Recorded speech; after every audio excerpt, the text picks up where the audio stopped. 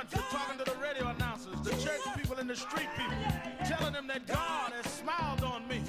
God has smiled on you if you got breath in your body. If he woke you up this morning and started you on your way. But I want to tell you some stories of people that God smiled on.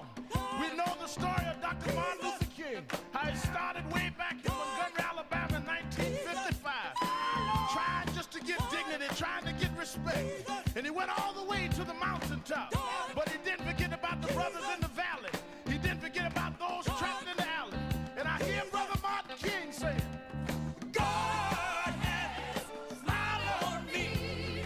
He's been good to me. Let me tell you, God has smiled on me. It's been so good to me. Then I see as Dr. King went on, another man stepped into the forefront by the name of John F. Kennedy, who rose up and said, let's not stand back. Let's not wait for a handout. Let's wait for a way out. He said, ask not what your country can do for you, but what you can do for your country. He said, don't us gravel and don't us moan, because God done smile on us. Let me say it. God has smiled on me. He has set me free. Let me say it. God has smiled on me. One more time. I want to say it real slow. I'll say God has smiled on me. He has set me free. Pick it up. God has smiled on me. He's been I feel it. Then I went on by backstage at the Apollo Theater and I saw a man come out. They call him the King of Soul, James Brown. And James Brown said, Reverend, don't you worry. I started out as a shoe shine boy. I started out as a convict. I started out uneducated. But I learned to sing my song. And I sung it all over the world. I told him it was a man's world. I told him about the big payback. I told him Papa got a brand new bag. And all over the world, they can hear my voice. But Reverend, don't you frown. Don't you bow your head. Tell him what you told me, Brother Brown. I said, God has smiled on me. He has set me free. Yeah. Oh, yeah. I want to scream, y'all. I want to scream, y'all. God has smiled on me. He has set me free.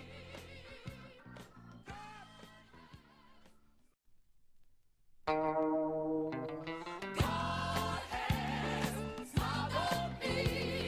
He has set me free. God has smiled on me. He's been good to me. Let me tell you, God has smiled on me. He has set me free. God has smiled on me. He's so good to me. Let me tell you, God has everybody, sometimes, He has set me free. I feel so good. Oh yeah. One more time. Yeah. Every day of my life, I feel it.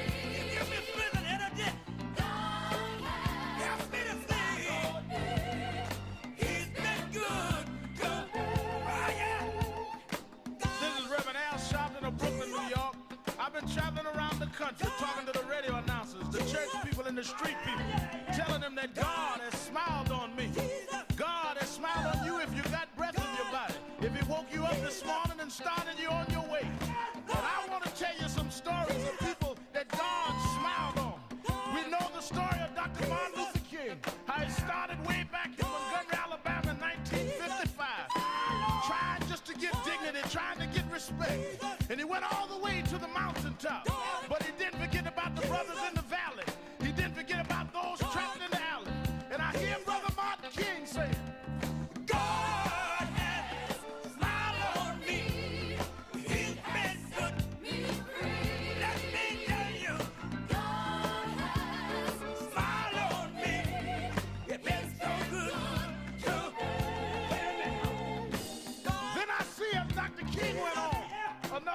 stepping to the forefront by the name of John F. Kennedy, who rose up and said, let's not stand back. Let's not wait for a handout. Let's wait for a way out. He said, ask not what your country can do for you, but what you can do for your country. He said, don't us gravel and don't us moan, because God doesn't smile on us. Let me say it. God smile on me. He has set me free. Let me say it. Yeah. One more time. I want to say it real slow. I'll say God has smiled on me. He has set me free. Pick it up. God has smiled on me.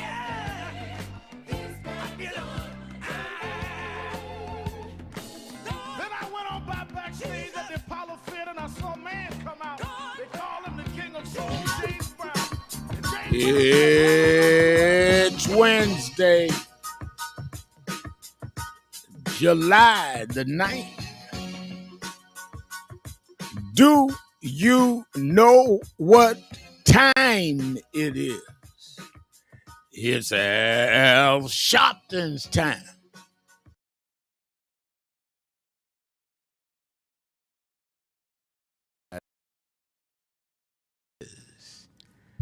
Deception, denial, or fronting. The time has come to keep it real on Keeping It Real with Reverend Al Sharpton. A very good afternoon to you all across the country. And good morning to our West Coast listeners. Welcome to those listening on Sirius XM, Channel 126, The Urban View, where talk empowers and becomes action. I'm coming to you live from our National Action Network corporate headquarters in New York. For the next 3 hours, I'm taking your calls at 1-877-532-5797, 1-877-532-5797, or you can go to www.nationalactionnetwork.net to our live stream, and you can text me a message on our message board, and I'll read it on the air. Jabbar Rhodes says, blessings, my keeping it real family, checking in from Cincinnati, Ohio. Christopher Bowden, this is all on our message board. You in the trenches, Brother Al, keep up the good work. May the good Lord continue to richly bless, guide, and keep and protect you. And Happiness Donuts, like always hear from Happiness Donuts. So the big ugly bill would require public high school children to take the ASVAB exam, I heard. Part of Project 2025. Private school children won't have to. Forces our children to serve versus all right. And he's right about the Happiness is right about the big ugly bill. Now, hello, Tina Marie. Hello from Virginia. I guess North Virginia, N.O. period, Virginia. You can call in. We taking your calls. Let me say that I've been talking this morning. I did Morning Joe, and for about an hour, and then I came back and headed to the office, and my sister called me and said, you know what today is? I said, yeah. I said, you're the only one that remembers it every day, every year. And today, at 4 years old, I preached my first sermon, July 9th, 1959, 66 years ago. I've been preaching longer than most of y'all been living. 900 people was there at Washington Temple Church of God in Christ. And 66 years later, I'm still preaching, still in the Word, and no one could have ever told anybody that 4-year-old kid would grow up and be able to do some of the things I've been able to do. But I thank God for the journey, and I thank my sister. And I think about all of the people that I've known down through the years. I was junior pastor Washington Temple at Bishop Washington, maybe that when I was 9, and did that, did a little 45 record preaching at the World's Fair. And I think about all the kids I grew up with, maybe 2 or 3 of them in the church still around, kids I went to school with. And I think that all of us sometime should think back over our lives and thank God for where he brought us and that we're still here. And why are we still here? A lot of us never, a lot of us say, those of us that's gotten older, all of my contemporaries are gone. Well, then why did God leave you here? And maybe it was because of all we're facing, the big ugly bill that he called the big beautiful bill, the climate change that is threatening to cause major disaster during the hurricane season coming in. Maybe God left you here to be part of the solution. And I believe that we really need to deal with that. Julie Alexander saying, good afternoon, Reverend Al Sharpton, watching from Wesley Chapel, Florida, originally from the Bronx. All right. All right. Let me say a couple of things. One is that it is heartbreaking to see what is going on in Texas with this disaster and people finding out every day their loved ones, most of them children, at this camp and died. And there's all kinds of investigations, inquiries on whether or not they could have been told earlier. The local Kerr County officials couldn't confirm if the emergency coordinator was awake during the initial flood warnings at 1:14 a.m. on the morning of the 4th of July. The sheriff wasn't informed until between 4 to 5 a.m. All of that's got to be dealt with and sorted out, and accountability grows. We also see that Trump's march toward having an autocracy, again, a federal judge had to block the administration from ending the temporary legal status of many Haitians. They had announced that Haitians, 500,000, would lose emergency status and have to go back to Haiti. And of course, this is at a time they're bringing white South Africans in. But at the same time, this federal judge stopped this, and they'll try to go further in the courts and try to overturn this federal judge. Like the Supreme Court cleared the way for Trump to use, to lay off mass federal employees. Unbelievable. Black mayors in Birmingham and in Baltimore talk about a historic drop in crime. I had the mayor of Baltimore on Politics Nation on Sunday, and he talked about it. Isn't it interesting that most of the shows and the press are not covering that? But that's why I wanted him on the show, because first thing we say, black mayor, well, ain't doing nothing. Well, You got black mayors that have reduced crime in historic proportions. We ought to be talking about that.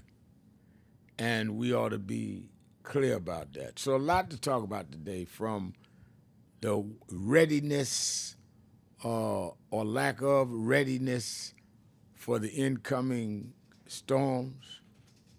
Talk about the further ramifications of this big, ugly bill. I was talking to a reporter about an hour ago about how it's going to disproportionately affect black folks because we are disproportionately on Medicaid. We are disproportionately in need of SNAP. This is not some academic exercise. This is not some beltway political conversation. This is real life. When people no longer have food assistance, what are they going to do? One of the callers yesterday said it's going to make people that have no other way out try to go to crime and feel forced that way. Let's talk about what we need to be doing and dealing with, how we need to be messaging. I said this morning on Morning Joe, it's not enough to talk about the Republicans are bad if people are not messaging it right. It has us off arguing about things that are not an immediate threat. Transgender people. When it's like, I think they asked one governor who banned it, well, how many transgender people do you have in your state that tried to become athletes? He said, well, none.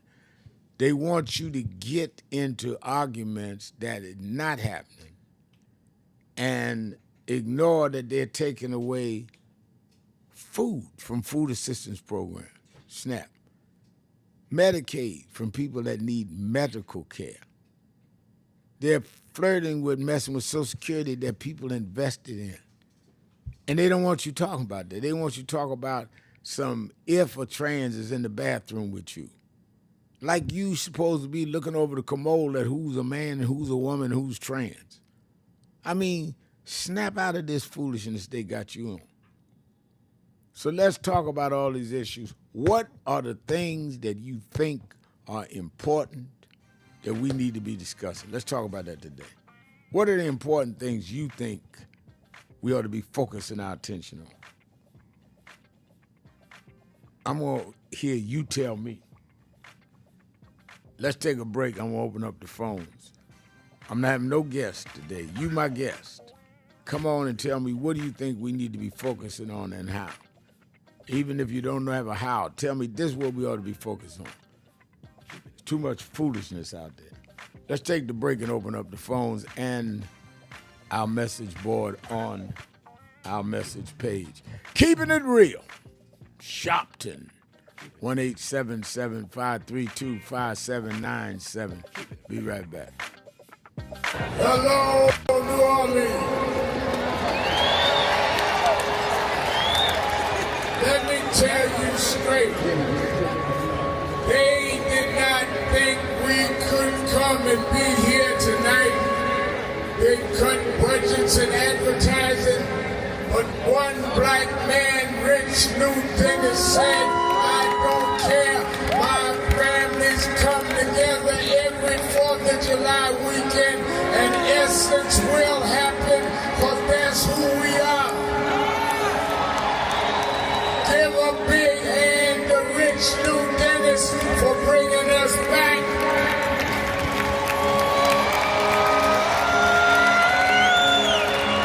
Why do we come? Because the essence of who we are is essential to what made this nation. We built this nation. We made this nation. We created the essential dollars that this nation lives off of. We don't care what bill they pass. We will not back up. We will not back down.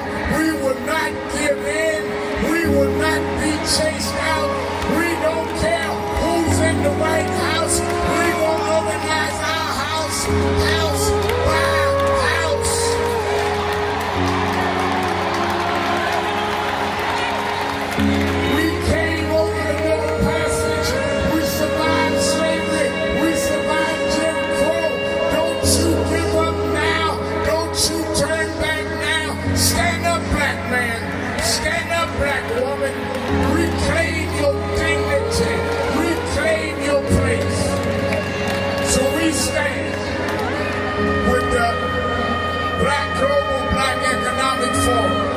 we stand with Essence Magazine because that's who we are. So don't give in now. Yes, there's some rough days, but we've been through rougher days than this.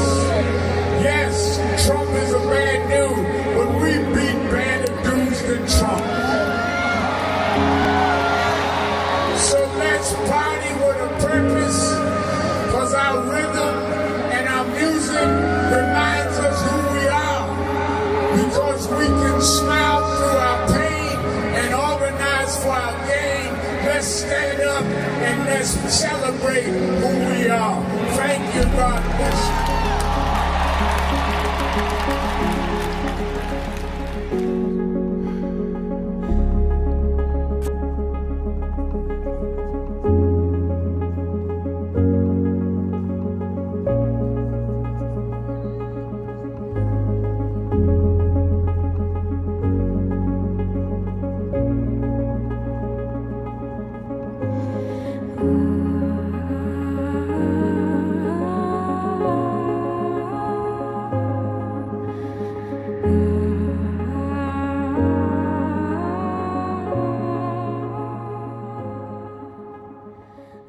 Transition to coaching and running the basketball, president of operations of a major university like the University of New Orleans. So this is a blessing, and I'm thankful and I'm grateful, and I'm gonna lead our people and our culture to something that they've never seen, because this is about education.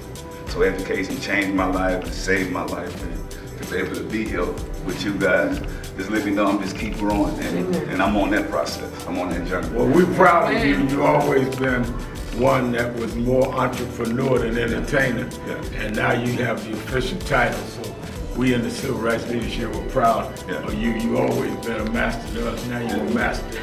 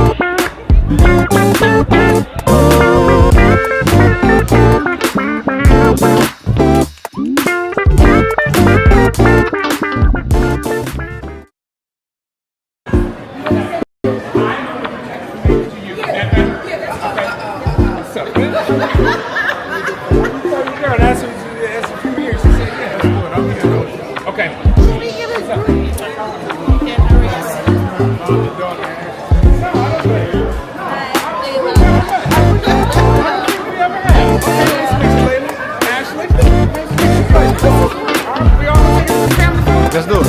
Let's do it.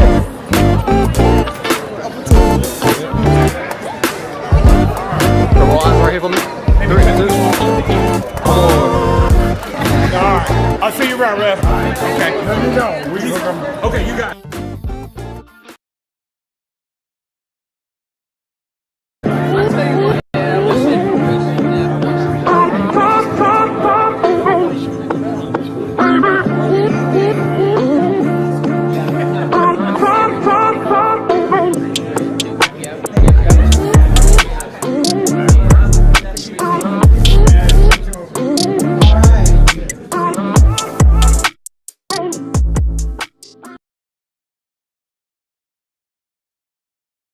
Thank you for joining us for Weekdays Live with Reverend Al Sharpton. Take the time to share this broadcast right now. Tell your friends it's time to keep it real with Reverend Al. Comment your questions now in the chat or call Reverend Al Sharpton directly on air at 877-532-5797. Now stay tuned for Reverend Al. This is Reverend Al Sharpton. As you watch the broadcast, support National Action Network. Go to www.nationalactionnetwork.net and be involved. You can join, take your membership right online, www.nationalactionnetwork.net. Getting ready to start the program, but we need you to be part of the movement.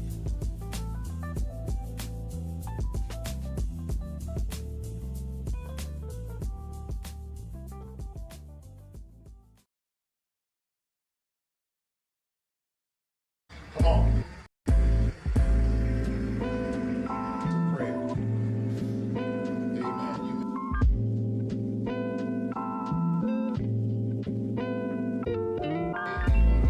Short bit. When the end of ever saw us dying and all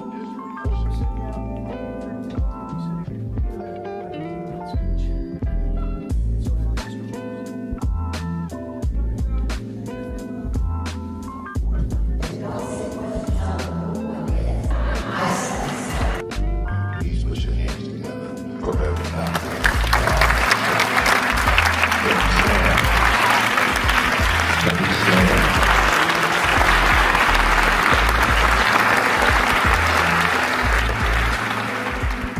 We've reduced a lot of our ministry to entertainment. Or who can hoop the loudest, who can run around the pulpit more, or who got the dresses fancy, and don't deal with the ministry. Jesus healed more people than he preached to. Because there is in the healing your message. They followed Jesus because he healed a woman with the issue of blood. They followed Jesus because Jesus saw a blind man. They followed him. A lot of us would have dismissed him because he was a broke, poor, Reverend Al homeless, Sharpton, blind. and we're back. What is it that we should be most focused on? And what should we be doing about it? That's what I want to hear about today. They are, in my opinion, they are experts in the art of distraction. And they have us looking and listening to things that have nothing to do with the priorities that we should have. So what do you think are the priorities? Even if you don't have a solution, what do you think is the priorities? And if you have a solution you want to give, that's what I want to talk about today. You're my guest. You may be looking for me to give a guess. I want to hear what you got to say. Because, I was talking to this gentleman this morning on Monjo's show, who political writer of some reputation, and he was talking about how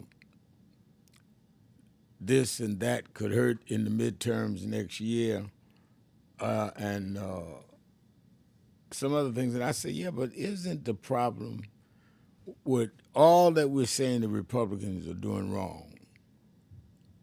Isn't the problem that the Democrats don't know how to message, and many of them don't understand the problem? They have us talking about stuff that has nothing to do with our reality, or that are minor issues when we have major problems. So that's what gave me the mind. Let me throw it to our radio audience to write in or to call in, because I respect what you have to say.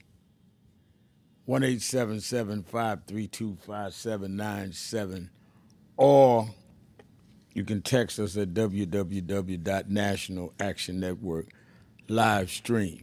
Let me say before I go to the phone, get my announcements out the way. Don't forget Politics Nation with Al Sharpton, and we'll be loaded and ready to go this Saturday and Sunday, 5 p.m. Eastern Time on MSNBC. And you supported us even during the holiday season. We had good ratings last weekend. I got them yesterday. I meant to thank all our Politics Nations viewers. I have some viewers that set their televisions on every room to help with the ratings, because that's how you stay on the air. They can say what they want. I don't like where Mal said this. Some people in the Republican side are this, that, or the other. They look at them ratings and say, well, we ain't gonna mess with them because people are watching. Every Saturday and Sunday, 5 p.m. Eastern Time on MSNBC. So make sure you tune in this weekend. I'm working already on my guest, and you know I'm going to get the cream of the crop. We had House Minority Leader Hakeem Jeffries last week, the mayor of Baltimore. We had on and on and on. I don't waste your time. Also, you that are in the New York, New Jersey, and Connecticut area, meet me at the Saturday Action Rally. I'll be there this Saturday. I was not there Saturdays. One of maybe 2 Saturdays a year I'm not there. I go and speak at the Essence Festival. But I was very proud of my special assistant, Reverend Stephen Marshall, did a great job. I watched it live on live stream. And Reverend Malcolm Bird, Chief Operating Officer of NAN and pastor of the Mother AME Zion Church in Harlem. He spoke. They both did a great job. Meet me this Saturday. I'll be there. I'm speaking. In fact, we're going to be having a memorial for Attorney Michael Hardy, and be there 9 a.m. to 11 a.m. at the House of Justice, 145th Street and Lenox Avenue. And you that are not in the New York area, you can watch it live on Impact Television. And then, of course, the march, August 28th. Some of the staff just met with the local police department doing the route from the African Burial Ground to the Wall Street area for the rally. It's about a mile, so it's not too long a walk, and we expect thousands. You need to be there. You've not marched this year about nothing, just running your mouth, just complaining. You need to be in the number to say y'all have killed Dr. King's dream. It's the anniversary day of his dream, and that we are marching against this big, ugly bill, against those that were DEI. And that's Thursday, August 28th, the anniversary of the March on Washington, but it's the March on Wall Street. It's the beginning of the Labor Day weekend. You have no excuse. Sign up right now. Go to www.nationalactionnetwork.net, www.nationalactionnetwork.net, or you can call the toll-free number, 1-877-626-4651. All right, let's start with Still Bill in Cincinnati, Ohio. Still Bill, you're keeping it real with Al Sharpton. This is the day the Lord has made, and I will rejoice and be glad in it. Good afternoon, Reverend. Good afternoon. I am having a great week due to the fact that, our Lord and Savior, Jesus Christ, is watching over us. And the fact that, I'm feeling good right now, I'm getting my normal dose of keeping it real, of staying motivated. You motivate me, Reverend, as well as your daughter, Reverend, motivating me. And Reverend Charles Williams, you do a stellar job as well as you yourself, Reverend. And I just can't really get down on the fact that he passed this big, ugly bill, And, I'm going to pray of the fact that many of us that need health, insurance and everything and all that, we're going to get it at some point. And I am not going to stop praying. I am not going to stop praising our Lord and Savior. It's just as much as I am not going to stop praising you, Reverend, for doing such a stellar job. And I tell you, Black Music Month, it was a smash. For the simple fact was that Donald Trump could not throw a monkey wrench in it. Right. And I tell you, you just keep right on, Reverend. You're like the watch, the golden watch. You never stop ticking. All right, I'm going to keep trying to tick as long as I can. Appreciate your words. Let's take a break. Be right back. Keeping it real. Sharpton. Be right back. Who is Al Sharpton anyway? Who is this 33-year-old preacher without a church? A number of black New Yorkers as well. He is little more than a pudgy exhibitionist who can be counted on to show up, bullhorn in hand, at every racial incident.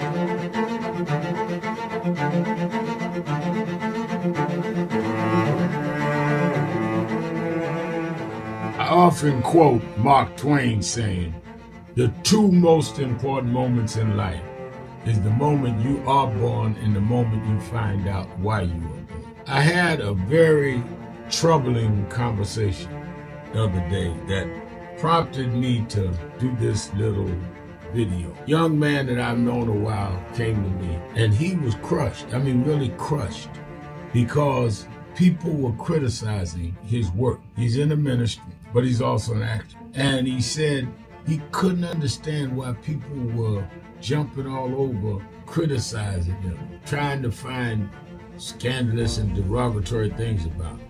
And I told him, I said, you know, you very young. You don't know the road I've traveled. They call me everything but a child of God. A blabbermouth, a loudmouth, too flamboyant, an agitator, a racist, I had to know. Yeah, right. I was not defined by how others saw me. I was defined by how I saw myself and whether I was being true to myself. Some of you watching this don't like me.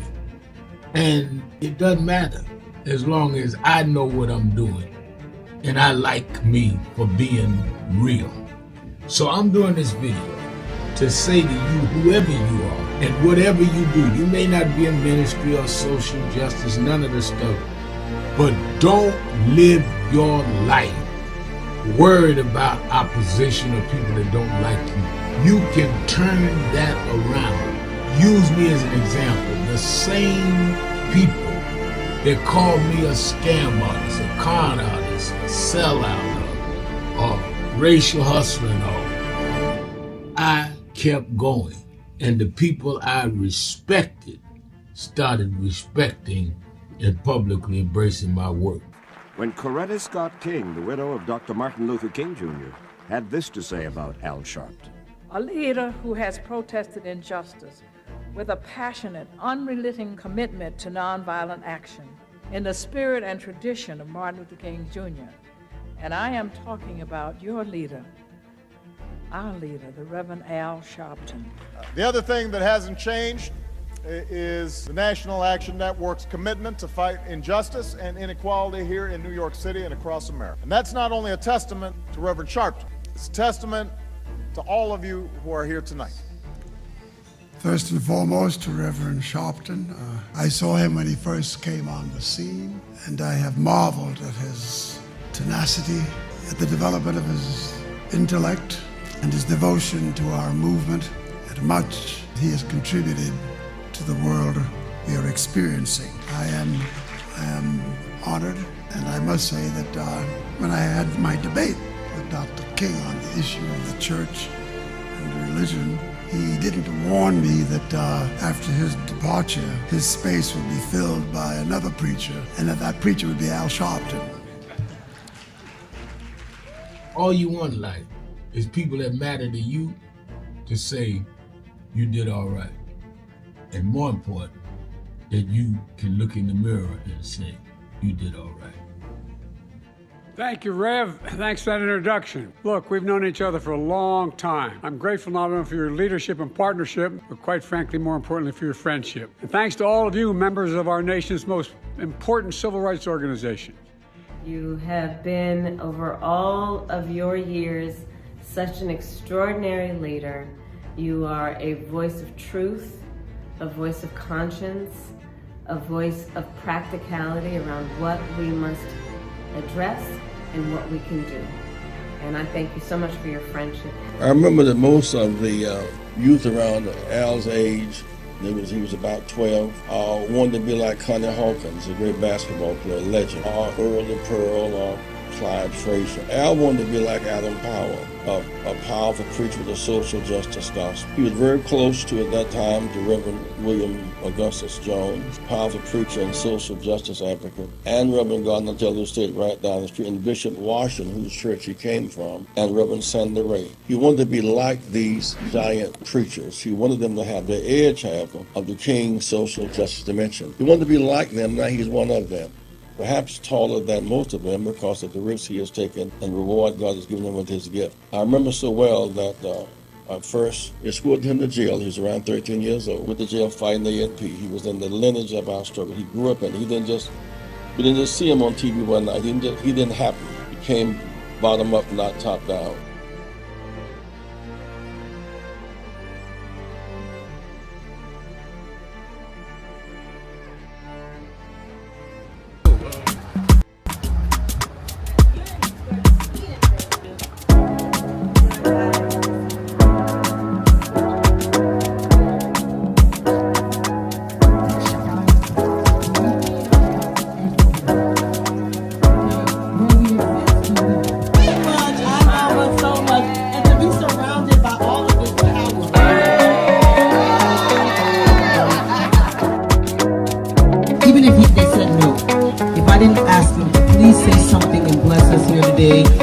Encourage us, because where we are, we need guidance, we need direction. Reverend Sharpton, if you can please guide us and say a few words, because we just must. There's no way you're entering this.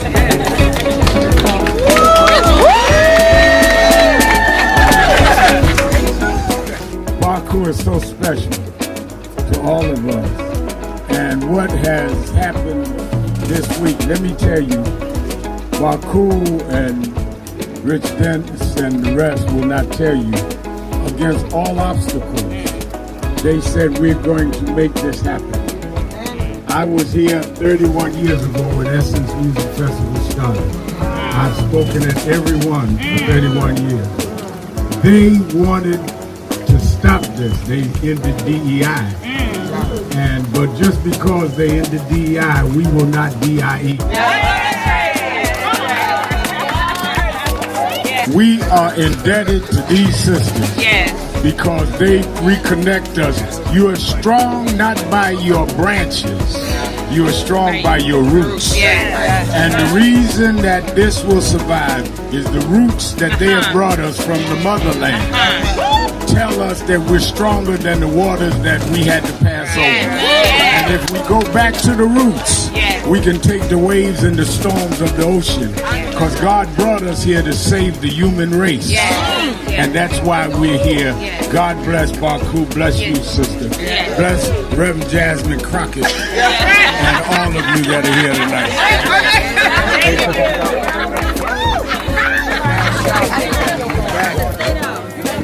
1-877-532-5797. And my question today is, what is the most important things we ought to be focused on? What are the things that we need to focus on, and what do you think we should be doing about it? Or even if you don't know, say this is the thing we ought to be focused on. We need to figure out how to deal with it. All right, let's go to Rick in Germany.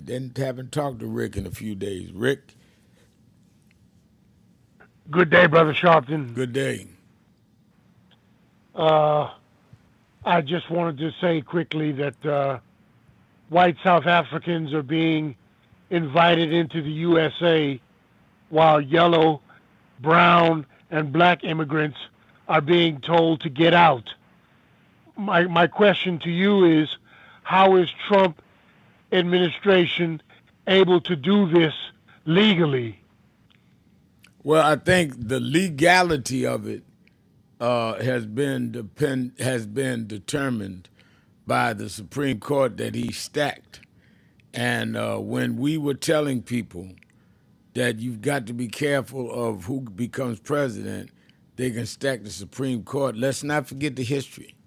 when Barack Obama had nominated Merrick Garland to be the Supreme Court Justice, they blocked it for a year, saying he should not be allowed to put people on the Supreme Court during the election year. Trump comes in, and they let him put 3 on. And that in a 9-person Supreme Court, they already had 2, Clarence Thomas, who was ultra-conservative, and the other, so that gives them a 5-4 vote, and they said that Trump can do exactly what you're questioning. That's why all of when you say they, you mean the Congress allowed him to put 3 on? The Congress allowed them to, yes, the Congress proceeded with the Supreme Court nomination hearings, questioning, and agreed to him being on them 3 being on the court, the Senate and the Congress. Yes.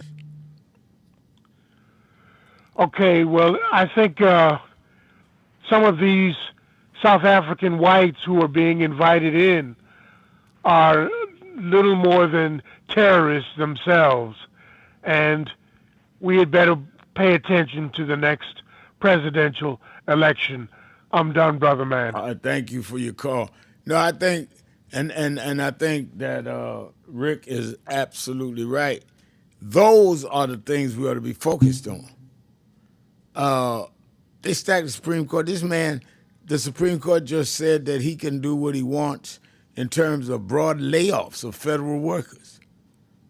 I mean, y'all don't really think he was putting people on the court that was going to go by judicial prudence, right? Let's go to Jerry in Cleveland, Ohio. Jerry. Hi, how are you doing? I'm doing good. I think one of the things we need to focus on more on is the media coverage of things, because I'm noticing Trump seems to do a lot of things, and they might mention it once, and then they won't mention it again. Whereas when a Democrat does something, and it could be lesser, they'll keep repeating it and harping on it over and over again. And I heard something on C-SPAN, and I'm hoping you can clarify it for me. And it was something about Trump botching a deal. It was either him or Rubio, who's in his administration, of U.S. prisoners being free, and it has something to do with the oil deal with Chevron. Are you familiar with anything about that? No. They just mentioned it briefly. I don't know if it was the AP or who it was, but I need to hear it again. I tried to look it up, but it sounded almost like the oil deal was more important to him than the U.S. prisoners. And it said something about Venezuela. Okay. And my other statement is that I guess we should focus on showing how, and I use that as an example to focus on showing how little he cares about people. He doesn't care about people. He just cares about getting credit for himself, making himself look good. He doesn't even care about the millionaires and billionaires unless they're doing something for him. Because I've watched him over the years, and he'll turn on somebody in a second. And Netanyahu and Vladimir Putin, they're making fools of him. Yeah. But I think what needs to be done is it needs to come out more and show the exact wording of how that beautiful bill, so-called beautiful bill, will hurt the people. Because I hear a lot of people saying, well, he just wants to take the fraud out of Medicaid. And if there's fraud in Medicaid, how come I'm not seeing people being arrested? Mm-hmm. How come I'm not seeing the courts go for it? And furthermore, 1.2 or 3 trillion, Medicaid doesn't come to that much a year.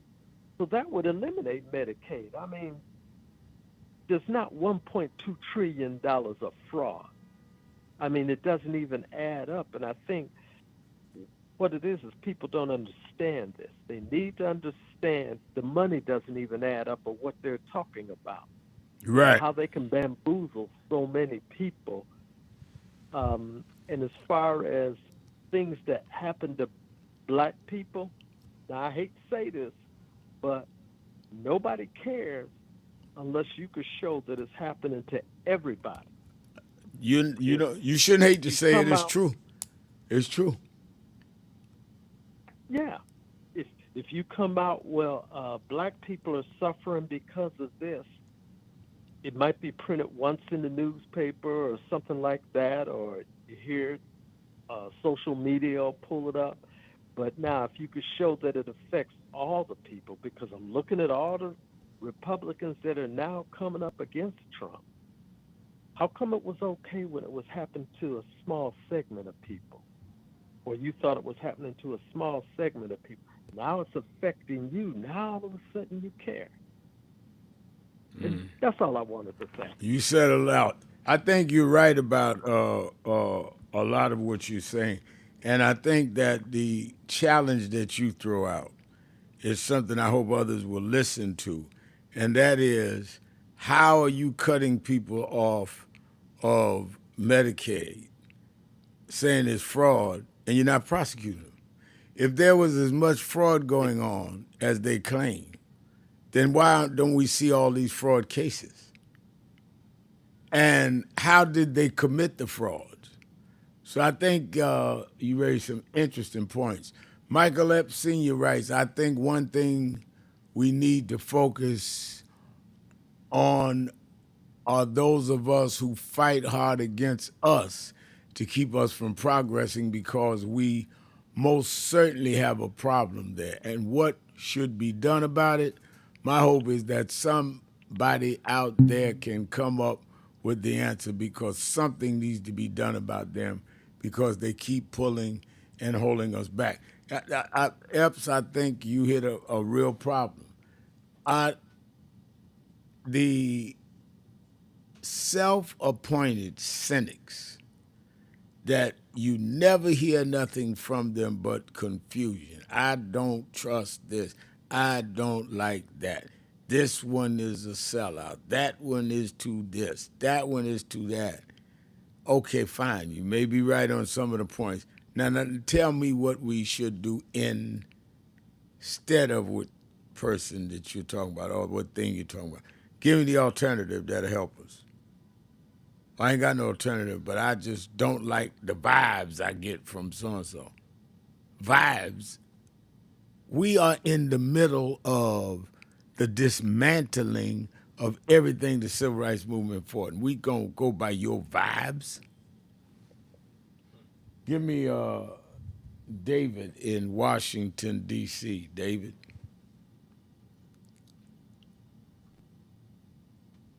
Is David there?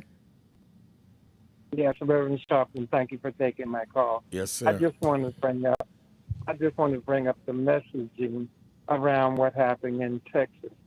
I think the Democrats need to be very stern and consistent and pointing out that flooding at the Camp Mystic did not have to take place. We have AI. They knew the amount of water that was coming down. Even people who witnessed it talked about the huge amount of water that was running down toward Camp Mystic, where they had no sirens, and they're talking about it.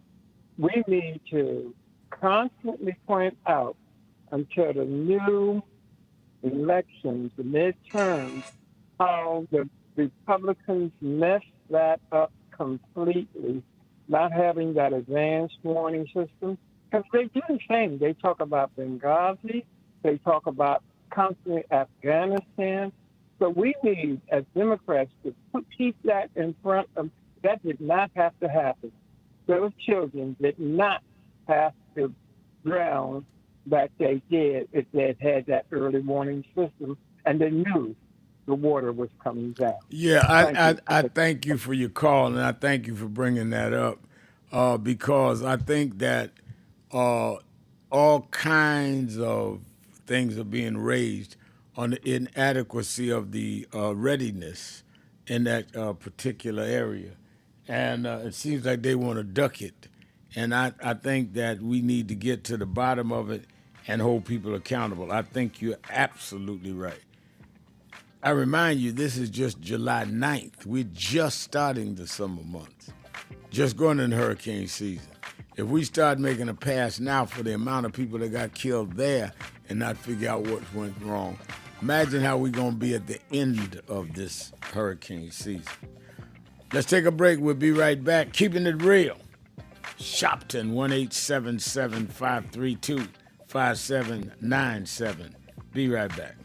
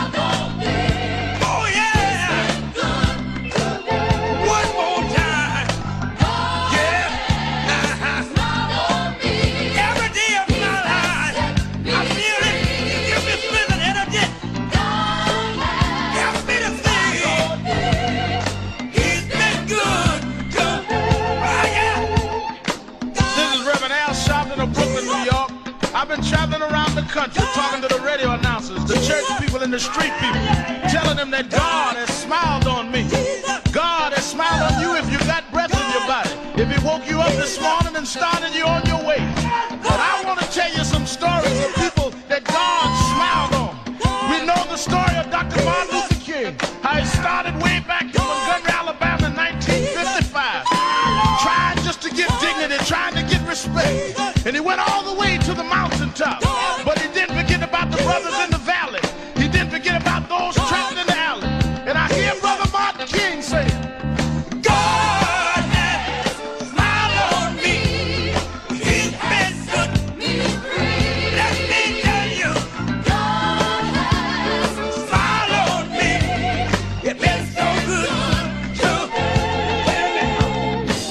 Then I see as Dr. King went on, another man stepping to the forefront by the name of John F. Kennedy, who rose up and said, let's not stand back. Let's not wait for a handout. Let's wait for a way out. He said, ask not what your country can do for you, but what you can do for your country. He said, don't us gravel and don't us moan, because God done smile on us. Let me say it. God has smiled on me. He has set me free. Let me say it.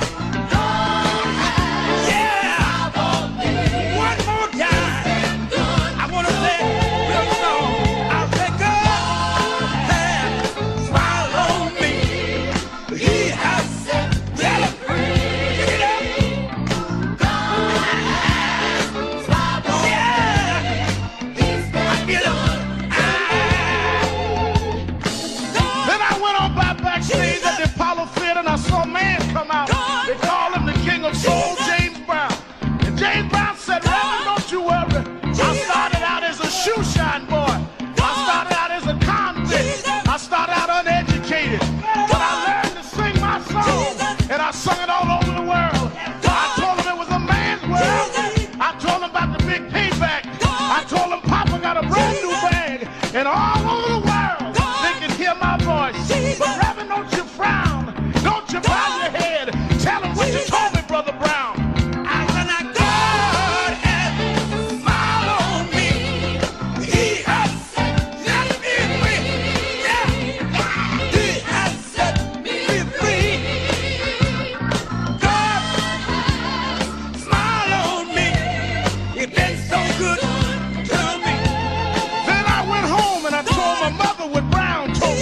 And she said, son, even though we don't have much, we don't need relief, all we need is belief.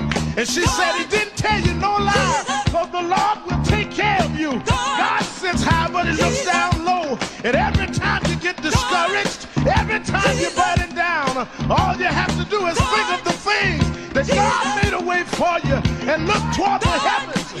Lift your eyes to the hills and say, God, God, God, smile on me. Now then, the God has smiled on me. He has set me free. God has smiled on me. That has been so good to me. Yes, he has. I say, God, smile on me. He has set me free. And I know all over the country, smile on me. We need jobs. We need a way to make it. We need help. We need jobs. We need a way to make some money to feed our families and raise our bread. We need a way to survive, so we don't need crime as a survival kit. We just need a little bit. But don't give the hope up. Don't lose the faith, because God will smile on you. God will give you the strength. God will make a way for you. Adam Clayton Powell said, keep the faith. Keep the faith, baby. I hear Robert Kennedy saying that it's not the dream of, but it's the dream that'll live on forever. Just know that God will smile on you. Dr. King had a dream. Dr. King said, I went to the mountaintop, but I didn't stop there. I looked over and saw the promised land. I hear Brother Malcolm saying, don't sit on the stoop. Stand up and be a man. Respect yourself. Be somebody. Then I hear the brothers in the Hispanic community say, I'm going to stand up and be a man. I'm going to do the best I can. I had a reaper say, I don't care what time you come home, but just give me some respect when you get there. Lord, now God has smiled on me. He has set me free. God smiled on me. You've been so good to me. Sit down. And as we move on in history, let us remember that if we look to God, God has an answer to all of our problems. God is still the same God he was years ago, and we can still make it. We can still hold on like Frederick Douglass did. We can still keep him on like Martin Luther King did. We can still ride on the way everyone that made it did. They didn't have much, but they had a whole lot of faith. They didn't have money, but they had a lot of determination. We know that God will look out for his children, that God will make a way out of no way.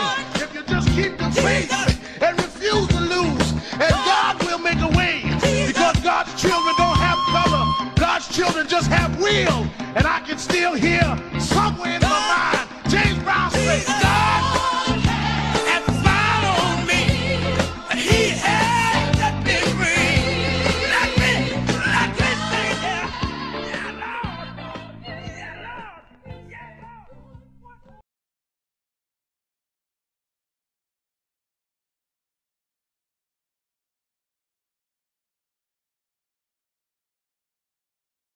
Hello, New Orleans. Let me tell you straight. They did not think we could come and be here tonight. They cut budgets and advertising, but one black man, Rich Newton, said, I don't care. My families come together every 4th of July weekend, and essence will happen, because that's who we are. Give a big hand to Rich New Dennis for bringing us back.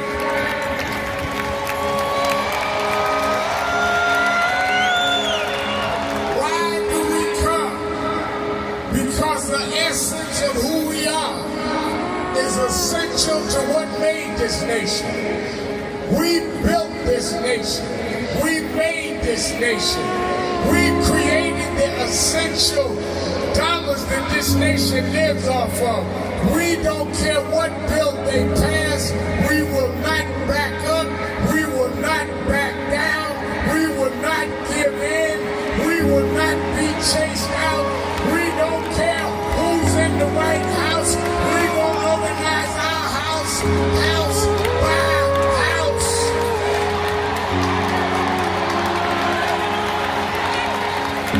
We came over the Middle Passage.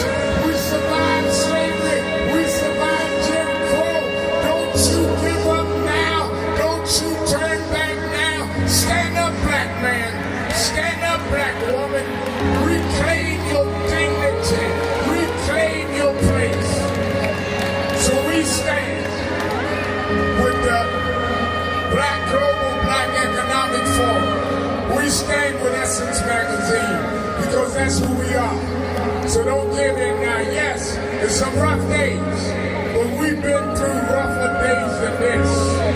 Yes, Trump is a bad dude, but we beat badder dudes than Trump. So let's party with a purpose, because our rhythm and our music reminds us who we are. Because we can smile through our pain and organize for our gain. Reverend Al Sharpton. We're talking today about what are the real issues that we need to be focused on, we need to guide our community to, and we need to discuss solutions. Has some great response so far. Let's keep going back to the phones. Let's go to Rachel in Brooklyn, New York. Rachel, you're keeping it real with Al Sharpton. Hi, Reverend Sharpton. How are you? I'm well. How are you? Not too good. Actually, we're in front of, we're downtown Brooklyn at 350 J Street, and Charles Barron was just here, and it's a group of us, the Black Homeowners Preservation Coalition. Guys, I'm on the phone with Al Sharpton Live National. So we're here in front of the DA's office, Rev, because we're having a big problem in Brooklyn, and Black people are losing their homes in droves, Rev. We need you. We need your help. We need your platform, Rev. How are they? Explain it to me. What is? They're doing elder abuse. They're doing elder abuse, mortgage fraud. You name it, they're doing it. Stealing generational wealth. And all of them are in bed with each other, Rev. Nobody is helping us. We don't know what else to do. What's the group? What's the name of your group? The group is, hold on, where's Evangeline? The group is Black Homeowners Preservation Coalition. Where's Evangeline? I'm sorry. Yeah. Take them on hold. Give me their number, and text it to me, and let me have them meet with somebody to see what we can do to help put them on our platform. Thank you. And I wouldn't doubt at all what she's saying. All right, let's go to Marvin in Kansas City, Missouri. Marvin.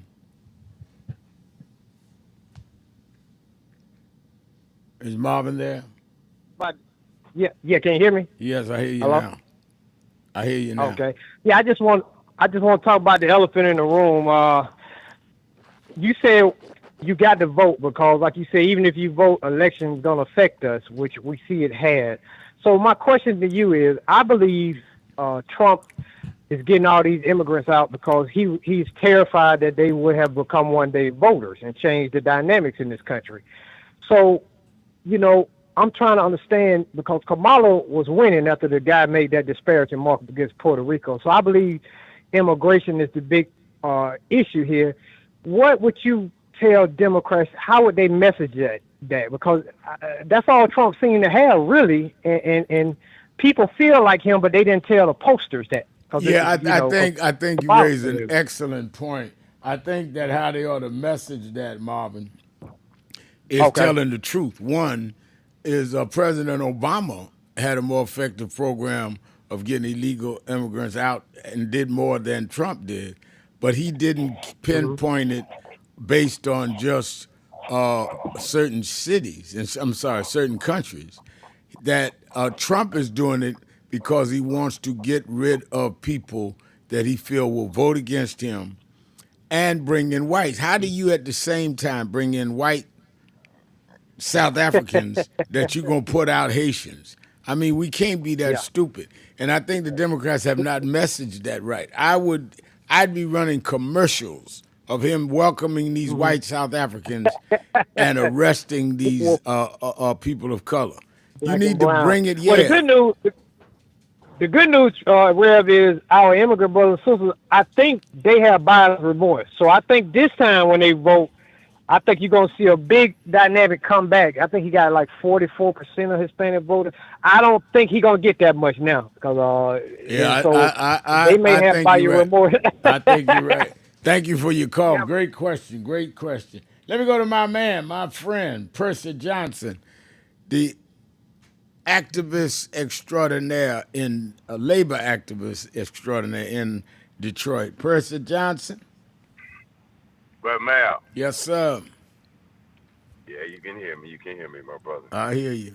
Look, I got a phone call from our region. We getting that bus together. Great. Come there on the 28th. Great. That's one solution. That's one solution right there. Coming together, organizing. So yeah, we see our Project 25 in the majority Congress policies that they are putting in place are killing us.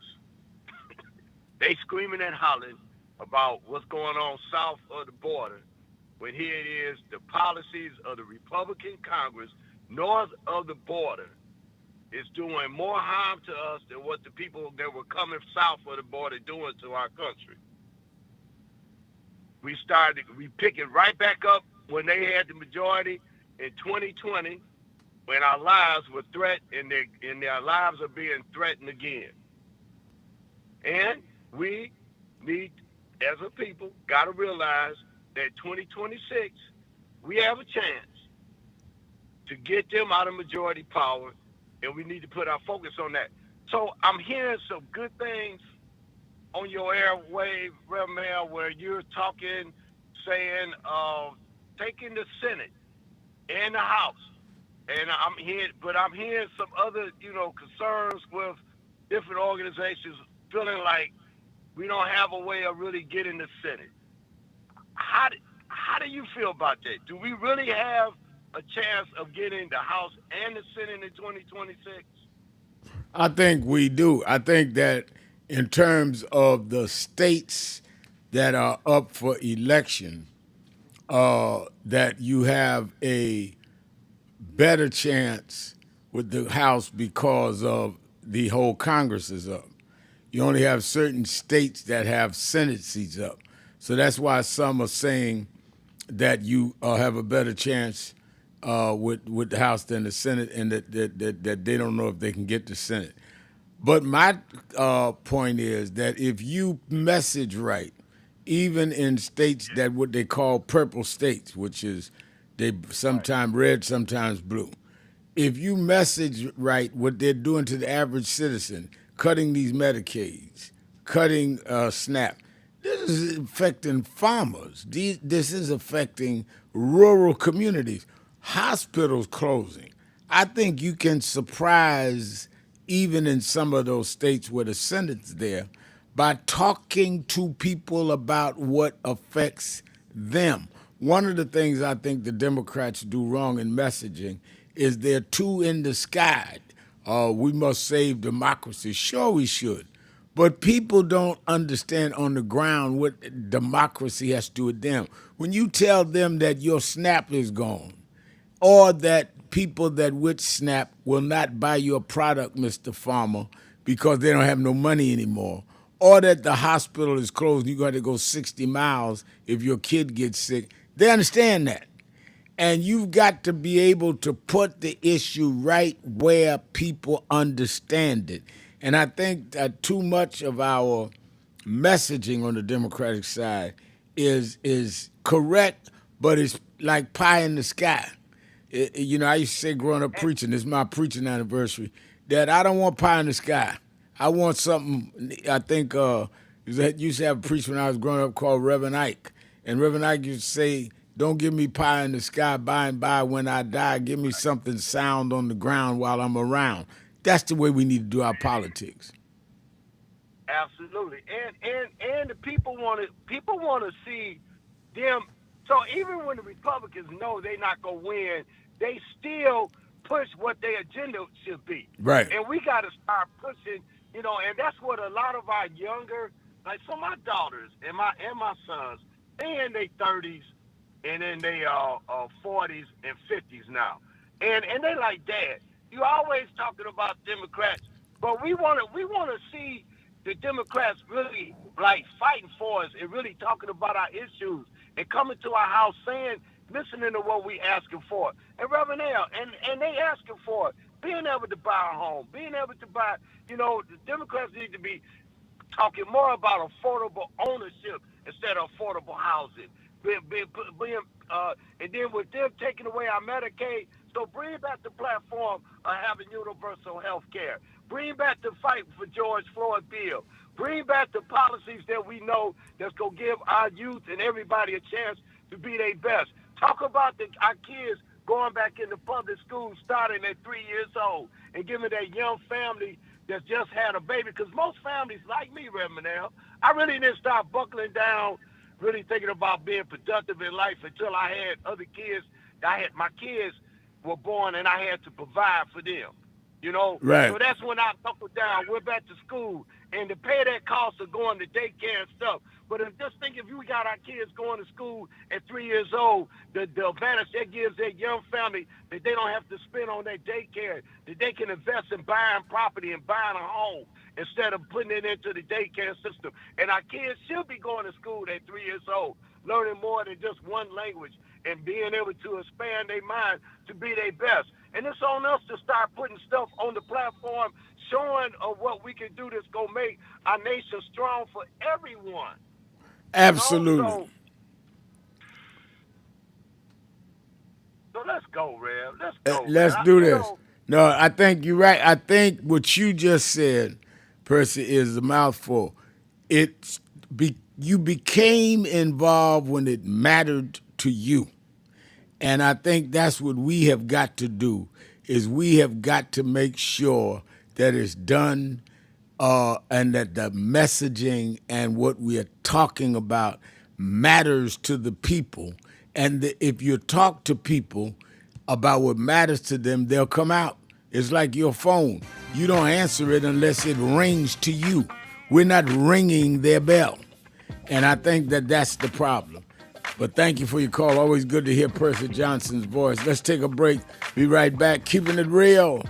Sharpton. Be right back.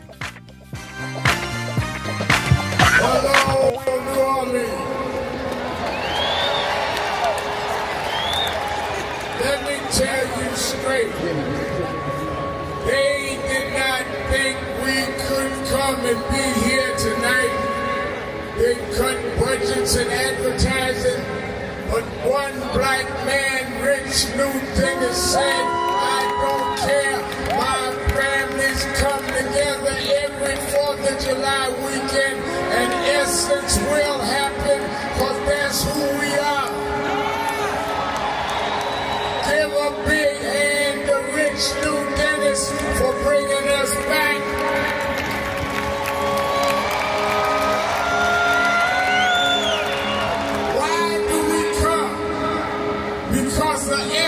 Of who we are is essential to what made this nation.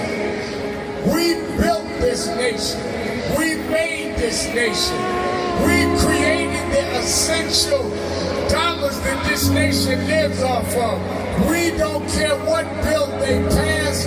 We will not back up. We will not back down.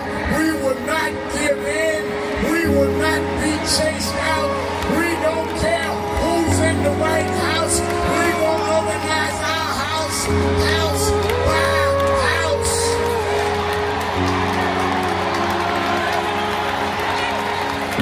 We came over the Middle Passage.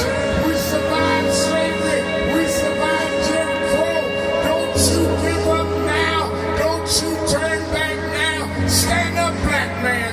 Stand up, black woman. Reclaim your dignity.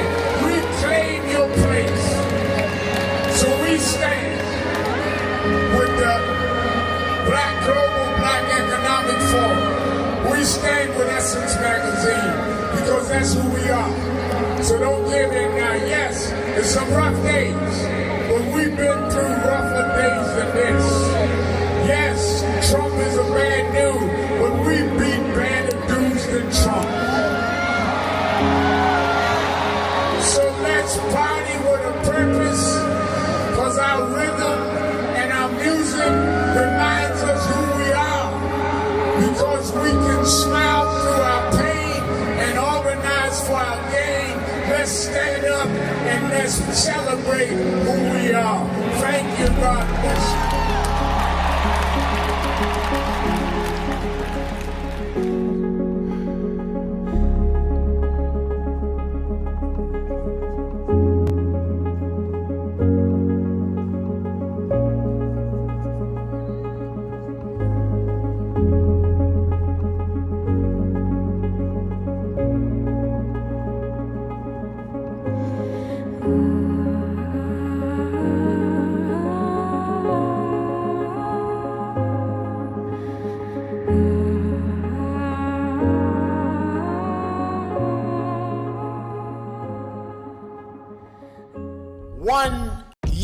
Ago and change, 67 weeks ago, we started marching every Thursday, am I right, on the offices of Bill Ackman. Bill Ackman was the architect of ending DEI, which is diversity, equity, and inclusion. He started it. I want to give a little history because a lot of people get Negroitis and get confusion. I don't even mind your ego. Everybody need one, but you don't have to become contrary and duplicitous.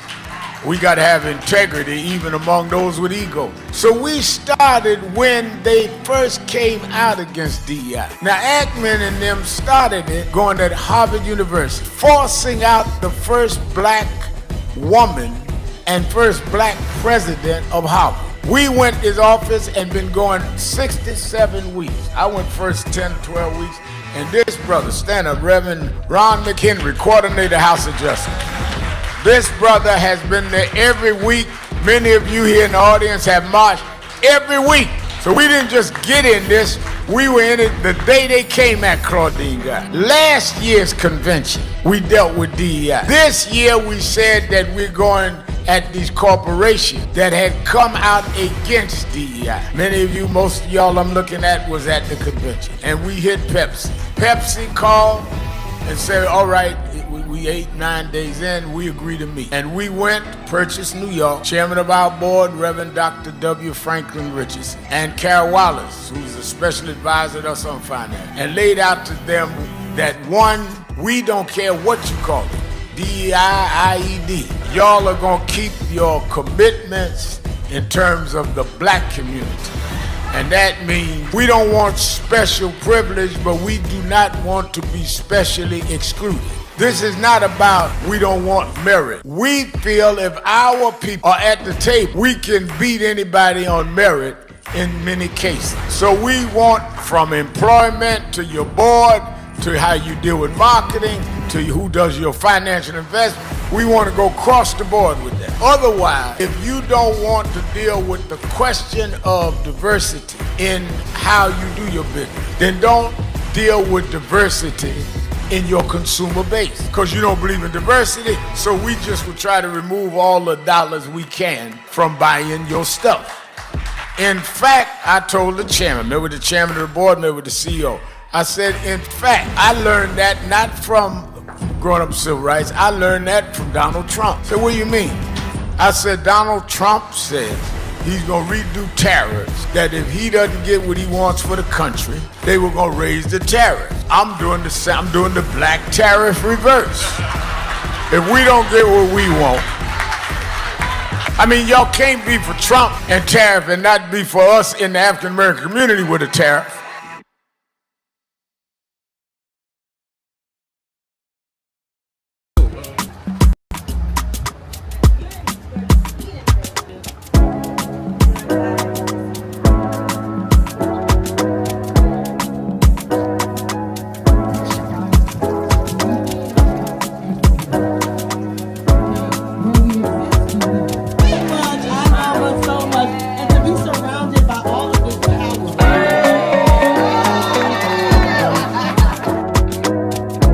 even if they said no, if I didn't ask them to please say something and bless us here today and encourage us, because where we are, we need guidance, we need direction. Reverend Sharpton, if you could please guide us and say a few words, because we just must. There's no way you're in our midst.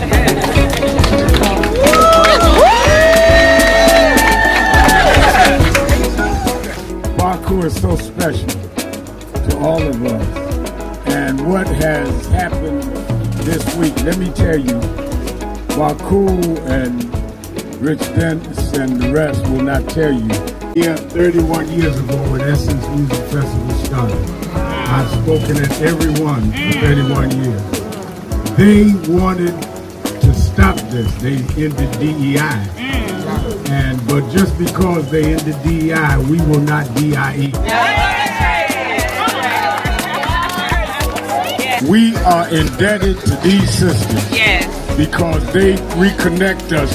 You are strong not by your branches. You are strong by your roots. And the reason that this will survive is the roots that they have brought us from the motherland. Tell us that we're stronger than the waters that we had to pass over. And if we go back to the roots, we can take the waves and the storms of the ocean. Because God brought us here to save the human race. And that's why we're here. God bless Baku. Bless you, sister. Bless Reverend Jasmine Crockett and all of you that are here tonight.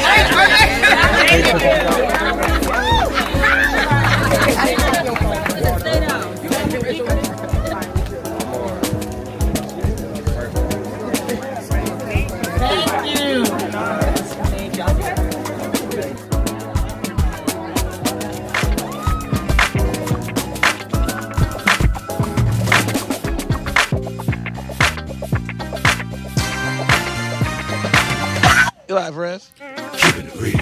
Keeping it real. Keeping it real. Keeping it real. I'm your host, Reverend Al Sharpton. We're talking today about what is the real critical things we should be concerned about, we should be talking about, and what can we do about it, and why are we not hearing the real issues, critical issues that affect you and I on the ground? Why we're not hearing them, and what are they in your opinion? We've been getting some very, very good answers. I hope a lot of people that are in these think tanks and running these campaigns are listening, because people come up with, I've not heard one bad call yet. Also, let me look at our message page. Sandra Davis said, he talks at low-level vocabulary. Sentence structure leaves much to be desired, calls our military men and women suckers and losers. Yep, Trump does not speak like a well-versed man. You are correct, Sandra, in my opinion. Dahl says, I'm watching and listening from Los Angeles, California. Glad to have you with us, Dahl. Sylvia Williams, good afternoon, Reverend Al. No justice, no peace. Back at you, thank you. Patty Simmons, God bless you, Reverend Al Sharpton. I saw the mayor had texted us earlier, mayor of the Queensbridge houses in Queens, New York, had a birthday this week. And always good to see the mayor on the board. Sunshine Taylor, I'm talking about Mayor Rodney Jones, for you that don't know. Mayor Sunshine Taylor says, good afternoon, everyone. Perhaps we can educate and motivate the electorate by talking about what the Democrats are doing. Instead of assisting the GOP and Felon 47 by constantly criticizing them. President Biden was forced to step down because of that very reason. Now, let's do our own research and fight with those who are fighting for us. Hashtag facts matter. Sunshine Taylor, you said a mouthful. I think that, if a guy said to me an analogy, Sunshine, that runs parallel to what you're saying. He said that one of the reasons why our side loses is every time we get the ball, we pass it to the other side. We pass it to the other team rather than a teammate. We give them the ball. We literally dogged Biden out of the race, that he was too old, when he was only 3 years older than Trump. And a child, my 6-year-old grandson would know that Trump ain't got a complete control of his marbles, in my opinion. We dogged him out of the race. Then we started dogging Kamala. So if you got talk radio, conservative dogging Kamala Harris and Joe Biden, and you got the so-called progressives dogging them, how do you think that's a winning formula? And then when they lose, you mad they lost. But you help them lose. You discourage people from voting for them, and then you want to protest the vote. Hello? Think about that now. Let's go to Brother Greg in North Carolina. Brother Greg. Good afternoon, Reverend Al. Good afternoon. Yes, sir. I called in to answer your question. What are the real issues for the people and the solutions in 2025? And you're known as a top civil rights leader and a champion of voting rights. And I think the real issue is voting rights for the 2026 midterms and voting rights for the 2028 presidential election. And I do a lot of research on Google, and I called in to share it with the people. Go ahead. And there's a new development, Reverend Al, that could affect the voting rights of all of the American people in 2026 and 2028. And to start off, to lay the foundation, we'll look back in history. And this is the first Google. And the Google is voting rights. How many jelly beans in a jar? That's voting rights. Mm-hmm. How many jelly beans in a jar? And that harkens back to the days of our ancestors when they had the right to vote. They would step to the precinct and they would be asked a question: how many jelly beans in a jar? If you get it right, you can step into the voting booth. If you guess it wrong, you can't vote. Well, what's happening, Reverend Al, is Trump and his people, in preparation for the 2026 midterms and the 2028 presidential elections, they have developed a modern-day 21st century how many jelly beans in a jar. And this is the Google for the people, Reverend Al. It's Trump National Citizenship Database. Let me say it one more time so everybody can check it out on Google. Trump National Citizenship Database.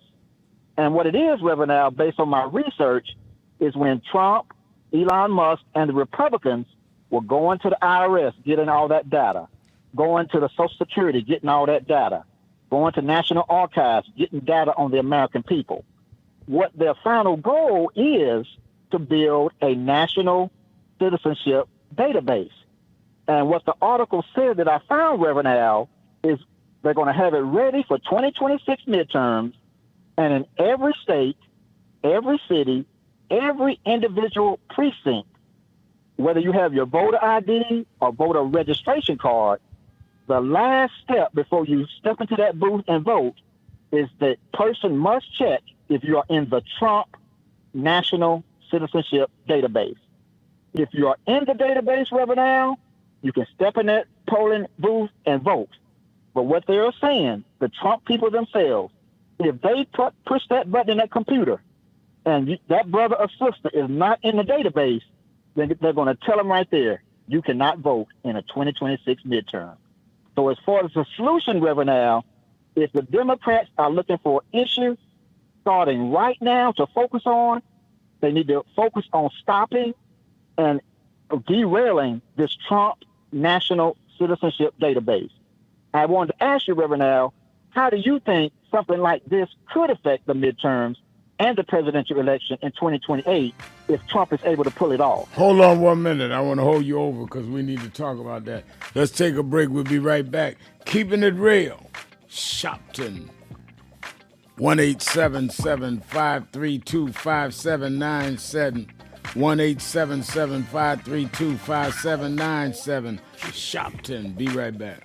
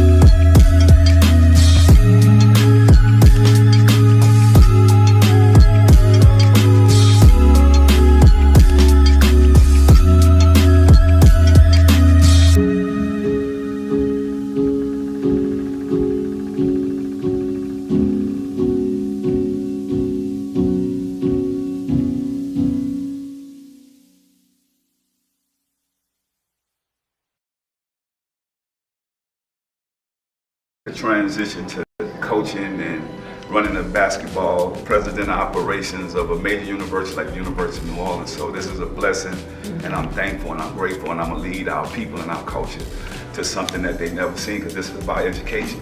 So education changed my life and saved my life, and to be able to be here with you guys, just let me know I'm just keep growing, and I'm on that process. I'm on that journey. Well, we're proud of you. You've always been one that was more entrepreneur than entertainer, and now you have the official title. So we in the Civil Rights Leadership are proud of you. You always been a master to us. Now you're a master.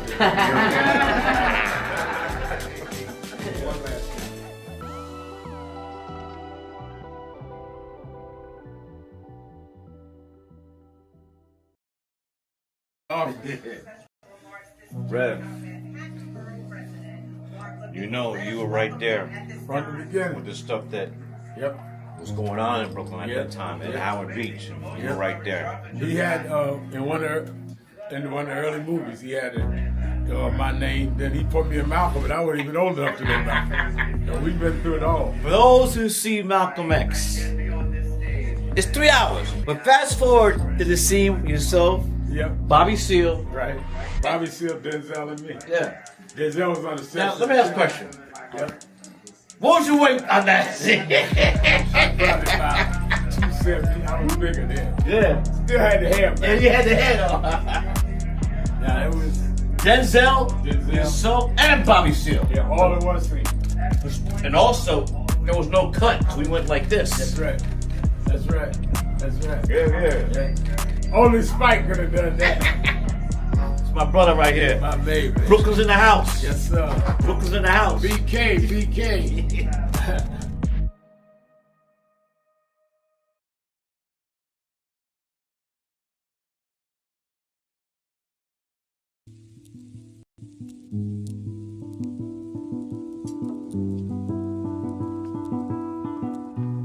I had a thought this morning that I want to share with you about mentorship. I am able to do a lot of what I do because I had great mentors, but there are correct ways and incorrect ways to mentor people, in my opinion. I was mentored as a boy preacher by Bishop F.D. Washington, one of the great Pentecostal preachers of his time. Then Reverend William Jones, who became my pastor after Bishop Washington died, who was unquestionably in the top 5 black church ministers, theologians. Reverend Jesse Jackson, who I started my activism under his leadership, he and Reverend Jones. And I learned politics directly as a youth director from Shirley Chisholm. So even though I didn't finish college, I had the most unique education in the world from being exposed to giants. But the one thing I learned is as I grew older and people started coming younger than me and wanted me to teach and mentor them, the magic of the mentors I had is they did not want me to be their clone. They wanted me to learn things from them and use my own gifts and talent in my own unique way and let me do things on my own, because they knew that if I flopped in some things, it would teach me for the other things. They'll come and help me once I was down, but they were not going to have me avoid being down. And they were not going to impose themselves on me. Why am I saying that? Because too many mentors want clones, and too many mentees want their mentors to put them on a pedestal. Oh, so-and-so didn't do this for me. Oh, so-and-so didn't open doors for me. If they gotta open doors for you, it may mean that they knew you weren't ready to go through those doors. Their job is to prepare you. Your job is to develop your own skills, your own unique ways. And I don't care if it's my daughters, who both have come into their home, or anyone else. I'm not a talent agent. I did not form National Action Network to give people their step up. I formed it to fight for justice for everybody. If talented people get in, it's my job to invest and give them a platform. It's their job to get on the platform and perform and show their ability. Sitting with me today in the office as I talk about is one of my mentees, Reverend Stephen Marshall. Now, Stephen, you just came around us when you were how old? 11 years old. 11 years old. You just turned 40 and now you're called to the ministry? Yes, sir. And what are you doing National Action Network? I formulate policies, lead in various regions, but most importantly, I senior advisor to you on all things from social justice strategies, politics, intergovernmental affairs, you name it, community organizing, all of that stuff. And I could go through scores of others. My daughters started Huddle. They got Huddles now, which is for young people to meet once a week all over the country. I just saw the video from the Las Vegas National Action Network chapter. Now, when you decided to preach, did I ever tell you to become a preacher? Not one time. Who called you to preach? And we're back. 1-877-532-5797. 1-877-532-5797. Don't forget, every Saturday and Sunday, watch Politics Nation with Al Sharpton live at 5 p.m. Eastern Time on MSNBC. And believe me, I will not waste your time. I only have the best and brightest and those that are in positions of influence or power on the show, so I can ask them about what we're concerned about. I don't want to know about what they think about some gossip. I want to know about bread and butter issues and how they can do it and what they're going to do. That's why I have senators and governors on, or analysts that can give us facts, because I think we have too much entertainment on a lot of these national shows. And I've had my national show now 13 years. It'll be 14 years the end of next month. And I've stayed right on the issues, right on what's going on, and I don't bite my tongue about my opinion on it. And you have supported it. That's why it's still on, because we get the ratings. Stay with us. Saturdays and Sundays, 5 p.m. Eastern Time, MSNBC. You that are in the New York area, meet me or beat me to the Saturday Action Rally at the House of Justice, 145th Street and Lenox Avenue, 9 a.m. to 11 a.m. I'll be there this Saturday, and I'm looking for you. I only miss about 2 Saturdays a year, and that's because I'm speaking somewhere. I spoke last Saturday in New Orleans at the Superdome at the Essence Fest. I'll be there every Saturday throughout the March now, so make sure you are there. And I want you to be there. You know, one of the things that's interesting to me is that people will call and say, Rev. Al, I've been trying to reach you. I'm the easiest man in the world to reach. I'm at the rally every Saturday. If you're in New York or New Jersey or Connecticut. And if you're national, I'm on the radio every day. So I'm not hard to reach. I get it. You just got an emergency and decided to reach me and didn't know how to reach me. Because anybody that has been listening to the show or supporting us or been to rallies know how to reach me. I ain't hard to reach.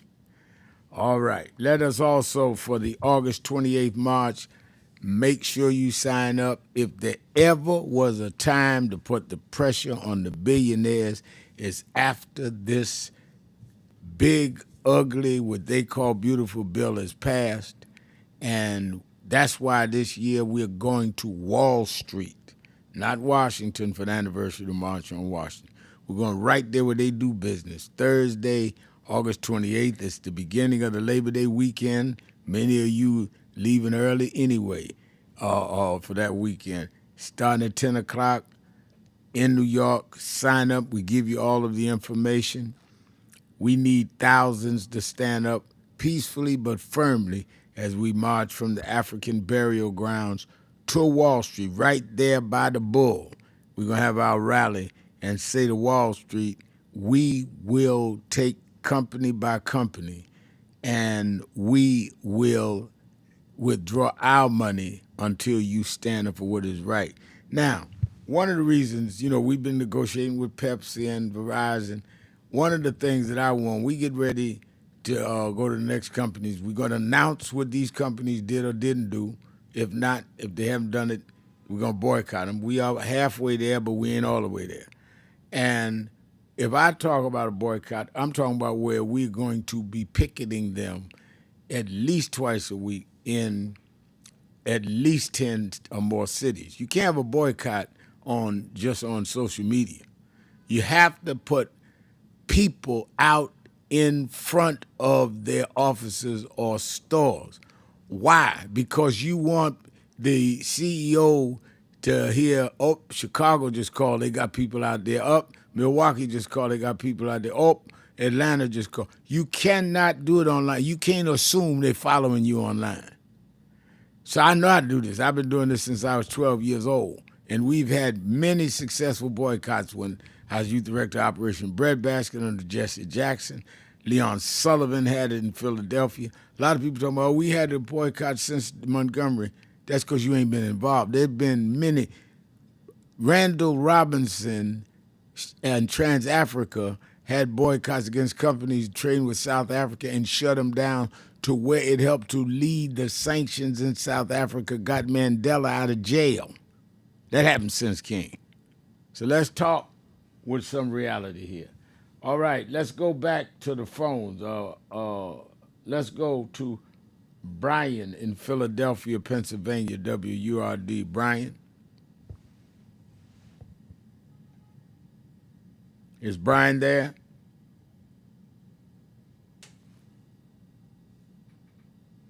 I do not hear Brian. Let's go to Keiki in the DMV.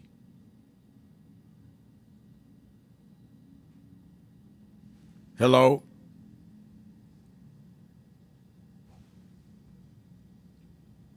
Are we having a reception problem? Phil, are you there?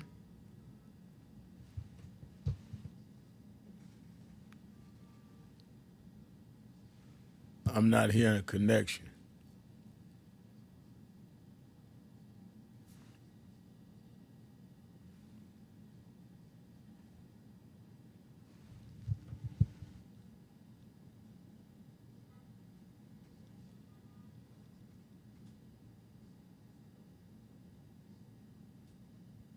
Hello?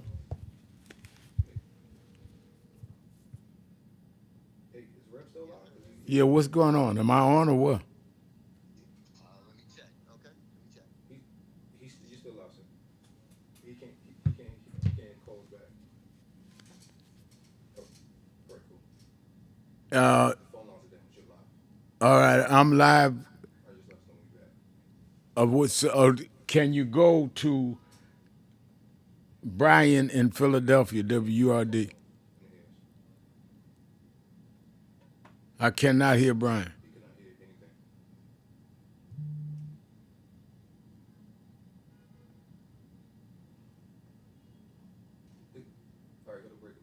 Let's go to break and get these lines straight.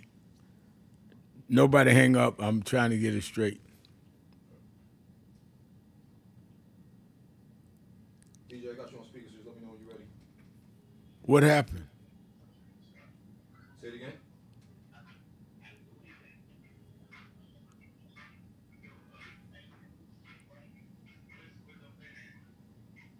DJ, just let us know how much time we got for break. All right, well, he still can't hear. He can't hear anything in the headphones. I hear the music in the background for you, but we don't hear anything. What? Phone lines are down, and he can't send us into you. I hear the music in the background, but I know you don't hear it. So what do you mean the phone lines are down?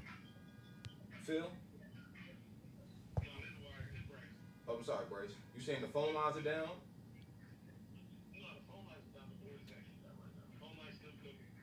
The phone lines are cooking, but the board is not working to send the signal to Brett, correct? All right. So what can we do? And you're working on that?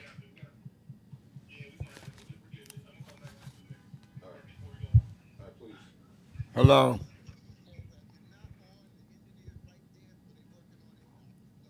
Yeah, okay. Okay. He's saying the phone lines is good. Whatever board that sends the signal, that's what's down.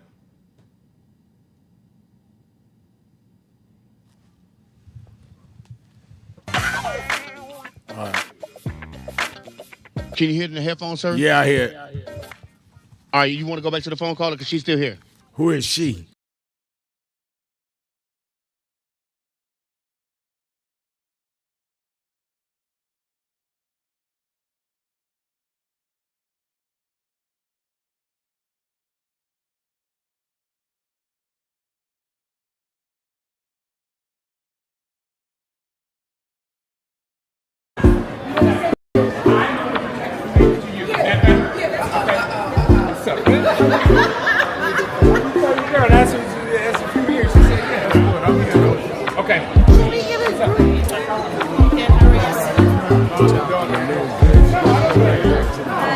Thank you for holding on. Let's go to Khaki in DMV. Khaki, you're keeping it real with Al Sharpton. Hi, Reverend Al. Hi. Well, first of all, I want to say thank you again for just being you and for being who you are to all of us. Thank you. Thank you. Now, as far as what I think that we should be doing right now, number one is we need to be focused on August 28th, the March on Wall Street. Now, there are some of us who may be physically incapacitated or incapable for some other reasons. But Lola made a comment last week about the fact that she made a little bit more and was educated and therefore had a pretty nice job so that she can do a little bit more for others. So those of us who are in that position, I think that if we can't make the march, we should contribute all that we can.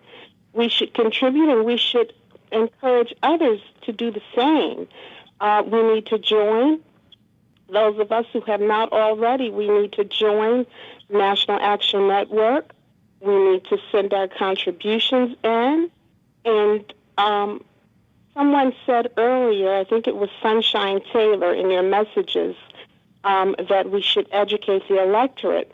I agree with her. I think that we should be talking to the younger people and making them aware of just how serious of a situation that we are in. Some of them don't know, don't have a clue. This big, horrible bill has passed now. So these people who are masters of the art of distraction are relying upon us to, well, just kind of forget about it. And they're so conniving the way that they've set it up as, excuse me, we won't even know or realize that it's hit us, people who are on Medicaid and who rely upon SNAP and Social Security. They won't realize what's hit them until after the midterms. So, you know, they're the next year and a half, they're not going to see, may not see anything that hits them directly and just become less involved. So bottom line is we just need to get involved. We need to get the young people involved, talk to them. I have lots of relatives and friends all over the country. Some are educators in higher education. So what some of them have chosen to do is encourage their students to go on their group text and group emails and send out information on this bill, the parts of the bill that are going to affect our family and our people. So I think that's a great start. That's a great beginning. That's a substantive call. Thank you for that. Let's take a break. We'll be right back. Keeping it real. Sharpton, 1-877-532-5797. Be right back. Keeping it real. Hello, New Orleans. Let me tell you straight. They did not think we could come and be here tonight. They cut budgets and advertising. But one black man, Rich Newton, said, I don't care. My families come together every 4th of July weekend, and essence will happen, because that's who we are. Give a big hand to Rich Newton for bringing us back.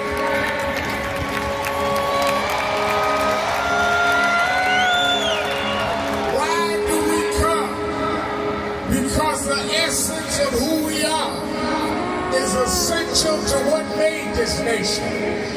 We built this nation. We made this nation. We created the essential dollars that this nation lives off of. We don't care what bill they pass. We will not back up. We will not back down. We will not give in. We will not be chased out. We don't care who's in the White House. We will organize our house by house.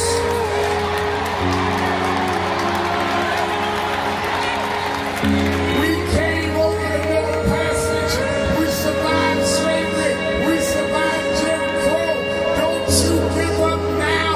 Don't you turn back now. Stand up, black man. Stand up, black woman. Reclaim your dignity. Reclaim your place. So we stand with the Global Black Economic Forum. We stand with Essence Magazine because that's who we are. So don't give in now. Yes, it's some rough days, but we've been through rougher days than this. Yes, Trump is a bad dude, but we beat badder dudes than Trump.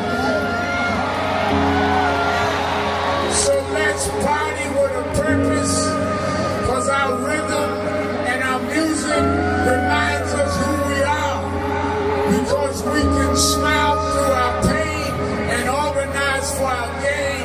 Let's stand up and let's celebrate who we are. Thank you, God bless you.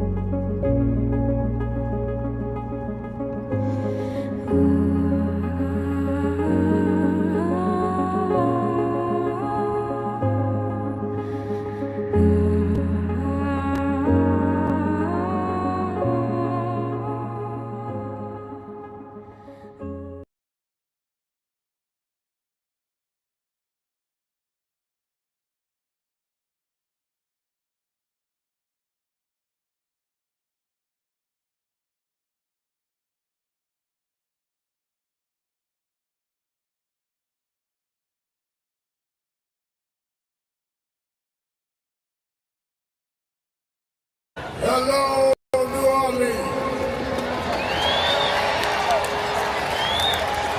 Let me tell you straight. They did not think we could come and be here tonight. They cut budgets and advertising, but one black man, Rich Newton, said, I don't care. My families come together every 4th of July weekend, and essence will happen, because that's who we are. Give a big hand to Rich New Dennis for bringing us back.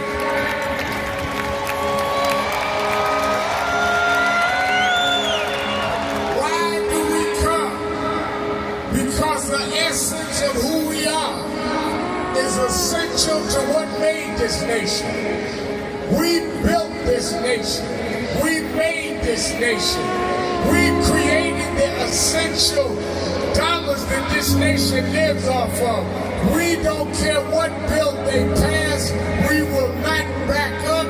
We will not back down. We will not give in. We will not be chased out.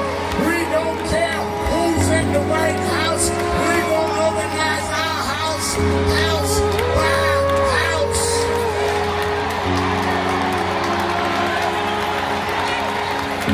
We came over the Middle Passage. We survived slavery. We survived Jim Crow. Don't you give up now.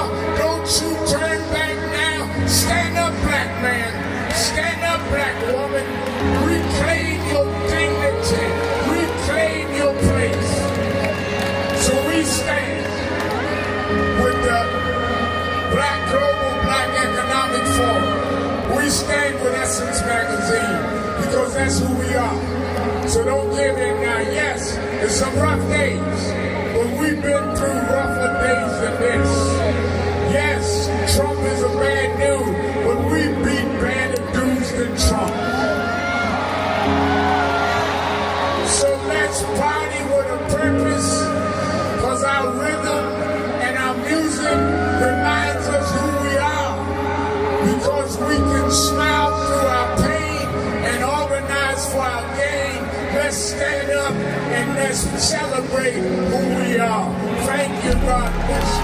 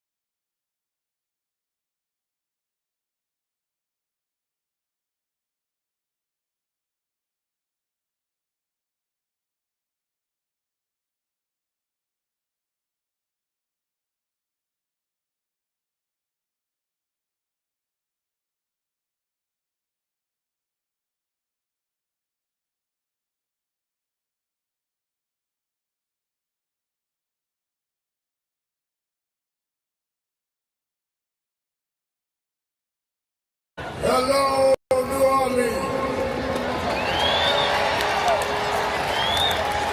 Let me tell you straight. They did not think we could come and be here tonight.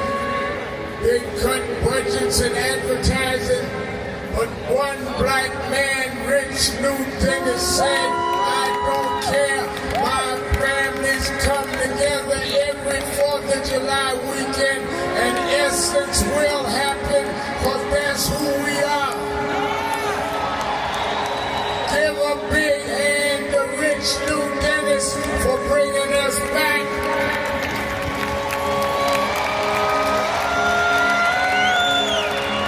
Why do we come? Because the essence of who we are is essential to what made this nation. We built this nation. We made this nation. We created the essential dollars that this nation lives off of. We don't care what bill they pass. We will not back up. We will not back down. We will not give in. We will not be chased out. We don't care who's in the White House. We will organize our house, house by house. I'm your host, Reverend Al Sharpton.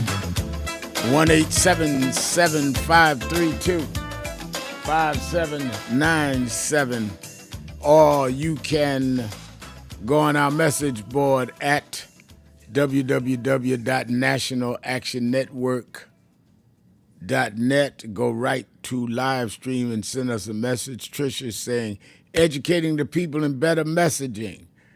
And Bruce Turner says to Tricia, so what are some of the ideas so far?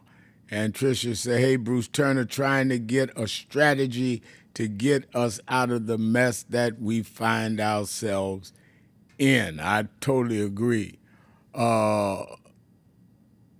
Magnolia Brown is saying, why aren't law enforcement agencies mad about the billions?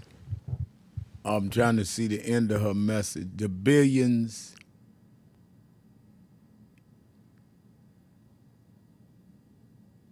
Why aren't law enforcement unions in an uproar about the billions given to ICE?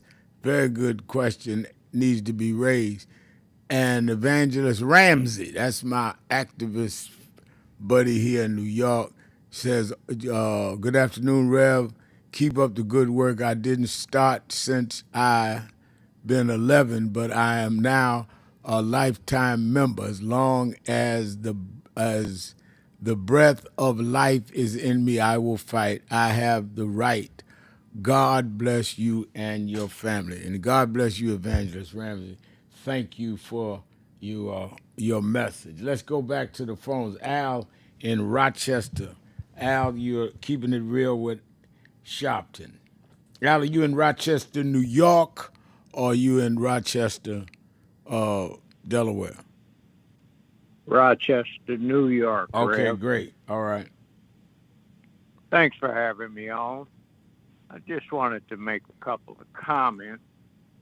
I get into arguments with people all the time. You got folks out here that act indifferent toward the poor. And what I mean by that, the Medicaid, the food stamps. You know, they'll tell you, I get my Social Security, I get my Medicare, I'm retired. As long as they don't mess with me, then I don't care what happens to them. You know, that kind of stuff. You know, if it happens to them, it can happen to anybody. Do you agree? It absolutely can. Yeah, and my last question for you, spiritually, God is a loving God. Why does he allow certain things to happen? The Jews in Europe, the blacks out of Africa. Why does God allow these things to happen? Why do I think he allows it to happen? Yes. I think that God allows things to happen to test us to see what we're going to do about things that happen. I'm reminded in the scripture, this is my ministerial anniversary of preaching, I'm reminded in the scripture when they had the exodus of the Israelites, and after God had sent Moses, according to the scripture, to tell Pharaoh to let his people go, it took 7 times, 7 different plagues. 6 of them, Pharaoh still wouldn't let them go. 7th plague, when he let the death angel loose, he let them go. And even then, when the children of Israel got to the banks of the Red Sea and turned around, they could hear the hoofs of horses. Pharaoh had sent his army to recapture them. And according to the scriptures, Al, God whispered in Moses' ear and says, don't worry, that is not the devil, that is me testing our people. And sure enough, the people turn on Moses. Why'd you bring us out here to die? Aren't there enough graves in Egypt? And then God told him to stretch out his rod, and then according to the scriptures, that's when dry land happened in the Red Sea, backed the waters up, and they marched across the Red Sea into the wilderness. And then when the Egyptian army tried to follow them, they drowned. God, sometimes we go through things to test us. And I think sometimes we don't pass the test. And Donald Trump is the ultimate test. The question is not what is Trump doing. The question is, what are we doing? Can we stand up to the test?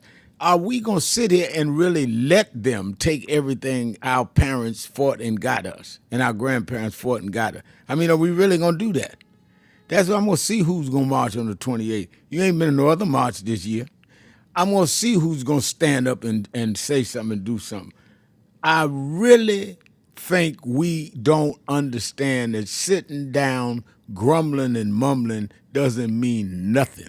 These people are not caring about, in fact, they enjoy it. The more we say this is a shame, the more they say, oh, we getting to them. Fighting back is what they do not want to see happen. So that's what I think is happening. Let me go to my real friend, activist extraordinaire in Chicago, Sister Pam. Pam, you're keeping it real without Sharpton. Yes, thank you, Reverend Sharpton, and I appreciate you, Nan, your family, and the members, because I know it's a lot of work being done. Thank you. And yes, and then also all of the civil rights organizations here in Chicago, Rainbow Push, Reverend Jackson, his family, and all that they do as well. So I know your topic is what we should be focused on. And I almost want to say everything right at all times. And I know that's too general, but we have so much coming at us. But just one mention I want to make, Reverend Sharpton, is that the adjudicated sexual abuser in the White House, he's using all of his cabinet officers and the agencies to spread his lies. I handle my mom's personal affairs, and she got a letter from the Social Security Administration stating that it's celebrating the passage, and I'm calling this the big nasty bill, because that's the term he likes to call people nasty and things nasty. So his bill is nasty. And it's saying that it's a landmark piece of legislation that delivers long-awaited tax relief to millions of older Americans. Now, what we need to do is decipher that, because in that tax relief that they claim, we know that that's not going to help Social Security beneficiaries. So we need to, Reverend, for you to have someone who specializes in Social Security and the workings of it, and to explain, because it's saying that nearly 90% of Social Security benefits will no longer pay federal income taxes on their benefits. Now, in essence, that could or could not be true, but we have to talk about the long-term effects of that. And then all I can imagine is that the wealthy people won't have to pay taxes on theirs. So I'm asking that we really get some clarification, because nothing coming out of this bill will do any good for the majority, I believe, of working-class, middle-class families. We do know that nursing homes will start to shut down, health care, hospitals. That is a given. And so I think we need to be aware of that. So what we need to be focused on? Well, naturally, we have to get control back, which is the election. Reverend Sharpton, I've said clearly on here, what are we going to do about voter suppression? We know that 3.56 million people, almost 4 million people, were purged from the rolls. That comes from Greg Palast information, and he's credible because he was at Push, showing his movie about Vigilante Inc. So that's a credible source. And we need to find out what's happening in these elections with voter suppression. I'm very concerned about Atlanta. You know, Governor Brian Kemp. He, at the time Stacey Abrams ran, purged almost 80 to 100,000. Now, so let me be clear. I understand that there were many more people who did not vote. And yes, we must somehow try to bring them back into the fold. But if you have 3.56 million people who did vote and their votes were suppressed, for me, that's worth the Democratic Party and its strategists looking into. So we've got to get control back. But if they're rigging the system with voter suppression, it's going to be very hard to do that. So I'm saying let's look at the registration. Yes, we must get out and register like never before, but we have to look at the suppression, and we must be willing to do something and speak about that. Next, Reverend Sharpton, we have to focus on showing up the civil rights organizations who are doing battle right now. Because, you know, and I hope your membership is going up as well as the others here in Chicago. And we must make sure that we secure our civil rights organizations. I'm concerned about supporters of this adjudicated sexual abuser infiltrating our civil rights organizations. And I have some real concerns about here in Chicago. And I'm trying to call Rainbow Push now because I'm trying to go through the proper channels. But I'm real concerned when I have a pastor bring up someone who is supposed to be a community organizer, but who is a staunch supporter of the adjudicated sexual abuser and has gone around to different meetings of civil rights organizations protesting and harassing not only Reverend Jackson in the past, but also people who have been at the meeting. Wait a minute. They've been going around doing what? Yes. In the past, you know, with all of Reverend Jackson's work in Rainbow Push, right, there have been people in Chicago who have been just totally opposed to Reverend Jackson. And they have vehemently protested him. They have been disrespectful to him. They have been disrespectful at other meetings of not only Reverend Jackson, but of elected officials, have been very disruptive. You know the kind I'm talking about. I do. So and you said now some ministers bringing them in. What did you say? Yes, absolutely. So recently, there was a pastor who was there speaking on an issue, and then he called up one of the various people who has, you know, often referred to Reverend Jackson's very derogatory names. And Reverend Sharpton, I'm telling you this firsthand. Mm-hmm. So this is not him making up something. This person has a history of being disruptive. He calls it protest and being an activist on behalf of Black people. But not when you go around to meetings of various elected officials calling women names, harassing people, you know, almost to the point where you're disrupting the meeting where it cannot be held. Mm. And now if you want me to call names, I will. But, I'm just saying this has happened. Mm. And so I'm worried about Trump supporters, this adjudicated sexual abuser, his supporters now trying to attempt to infiltrate civil rights organizations. And I know it's nothing new, but I'm just telling you that's one of our focus. We have to protect our organizations that we know are working on behalf of people. No, I totally agree. I totally agree. And let me say this, Pam. Sure, yes. I have seen down through the years people that have been, like you say, and I've seen it in Chicago, I've seen it in New York, I've seen it all over the country. And the one thing I say to people, so they will not feel that, we're being defensive or whatever, is that if you want to hold anybody accountable, and I think you have the right to do that, then let us also hold you to the same accountability. If you, in this case, have make certain accusations against Reverend Jackson, all right, state your point.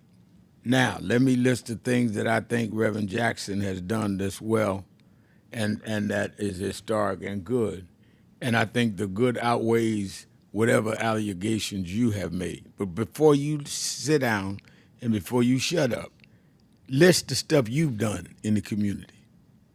Because unless you can tell me what you've done and who funds you, then you don't have the right to question Reverend Jackson or anybody else. So let's start there. And I think that one of the reasons that some people don't get along with me is because I'm not afraid. I come out the same hood. I know all the same tactics. And if you want a rumble, ring my bell first.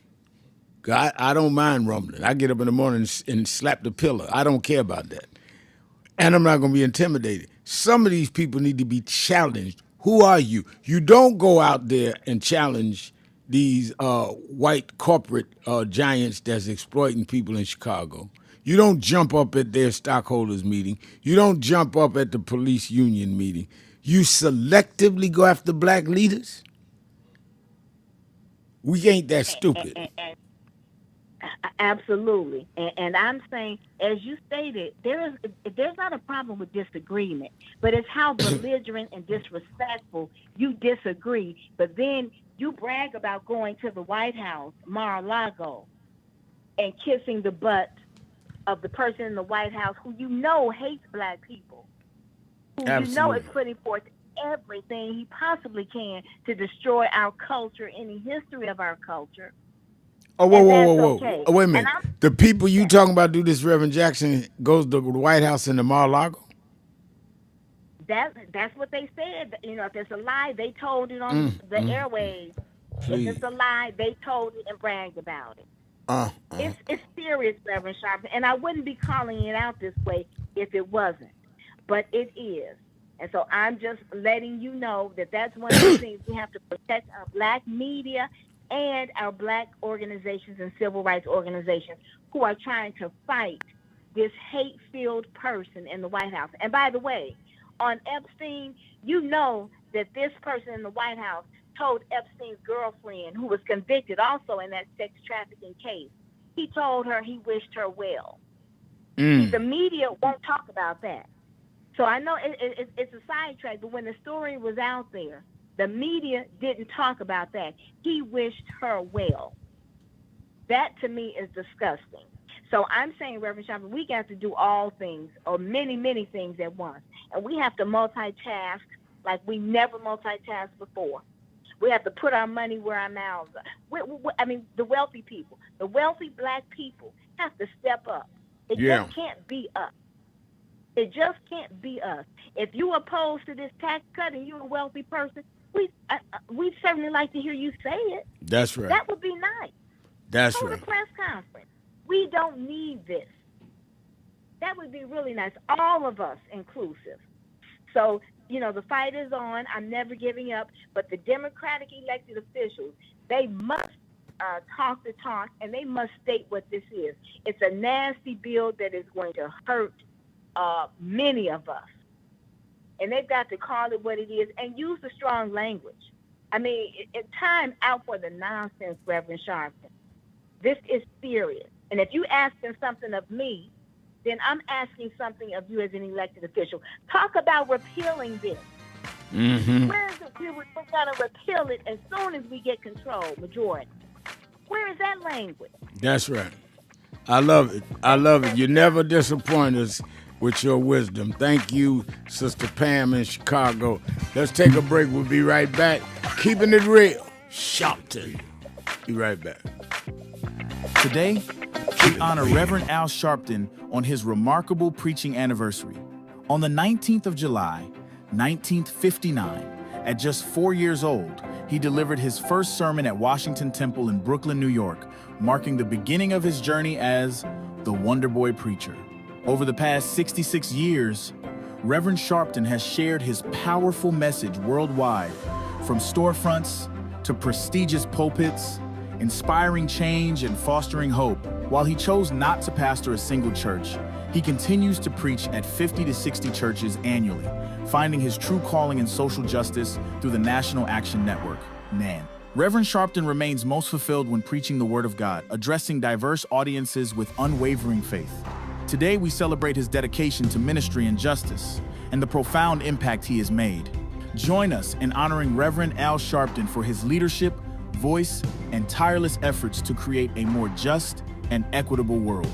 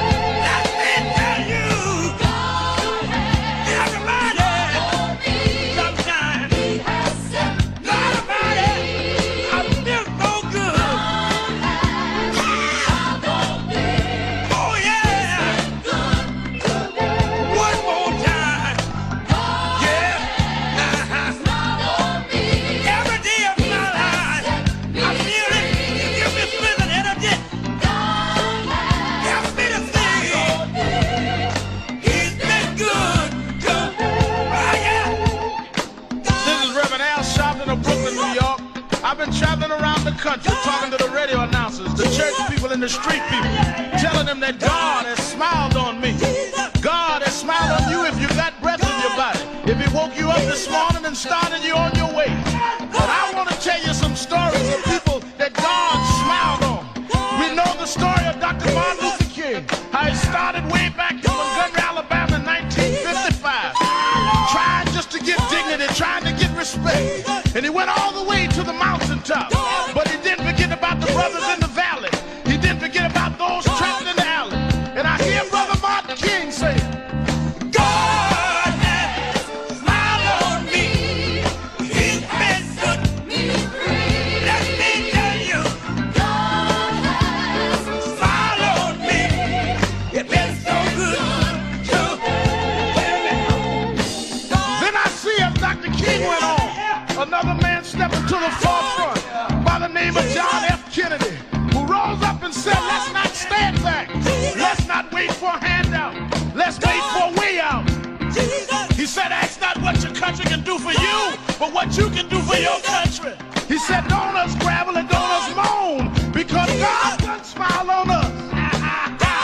Let me say it. God has smiled on me. He has set me free. Let me say it. God has smiled on me. One more time. I want to say this song. I'll say God has smiled on me. He has set me free. Pick it up. God has smiled on me. He's been good. Then I went on by backstage at the Apollo Theater and I saw a man come out. They call him the King of Soul, James Brown. And James Brown said, Reverend, don't you worry. I started out as a shoe shine boy. I started out as a convict. I started out uneducated. But I learned to sing my song. And I sung it all over the world. I told him it was a man's world. I told him about the big payback. I told him Papa got a brand new bag. And all over the world, they can hear my voice. But Reverend, don't you frown. Don't you bow your head. Tell him what you told me, Brother Brown. I said, God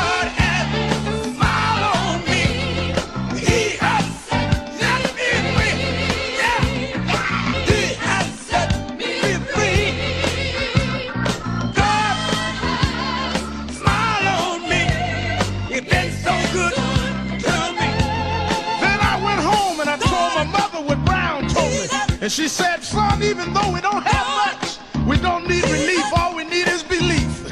And she said, he didn't tell you no lie, because the Lord will take care of you. God sits high, but he looks down low. And every time you get discouraged, every time you're burning down, all you have to do is think of the things that God made a way for you and look toward the heavens. Lift your eyes to the hills and say, God, God, God, don't smile on me. Now then, the God has smiled on me. He has set me free. God has smiled on me. And that has been so good to me. Yes, he has. I said, God smile on me. He has set me free. And I know all over the country, smile on me. We need jobs. We need a way to make it. We need help. We need jobs. We need a way to make some money to feed our families and raise our bread. We need a way to survive, so we don't need crime as a survival kit. We just need a little bit. But don't give the hope up. Don't lose the faith, because God will smile on you. God will give you the strength. God will make a way for you. Adam Great Power said, keep the faith. Keep the faith, baby. I hear Robert Kennedy saying that it's not the dream of, but it's the dream that'll live on forever. Just know that God will smile on you. Dr. King had a dream. Dr. King said, I went to the mountaintop, but I didn't stop there. I looked over and saw the promised land. I hear Brother Malcolm saying, don't sit on the stoop. Stand up and be a man. Respect yourself. Be somebody. Then I hear the brothers in the Hispanic community say, I'm going to stand up and be a man. I'm going to do the best I can. I had a reaper say, I don't care what time you come home, but just give me some respect when you get there. Now God has smiled on me. He has set me free. God smiled on me. It's been so good to me. Sit down. And as we move on in history, let us remember that if we look to God, God has the answer to all of our problems. God is still the same God he was years ago, and we can still make it. We can still hold on like Frederick Douglass did. We can still keep him on like Martin Luther King did. We can still ride on the way everyone that made it did. They didn't have much, but they had a whole lot of faith. They didn't have money, but they had a lot of determination. We know that God will look out for his children, that God will make a way out of no way. If you just keep the faith and refuse to lose, and God will make a way, because God's children don't have color. God's children just have will. And I can still hear somewhere in my mind James Brown say, God has smiled on me. He has set me free. Let me say that.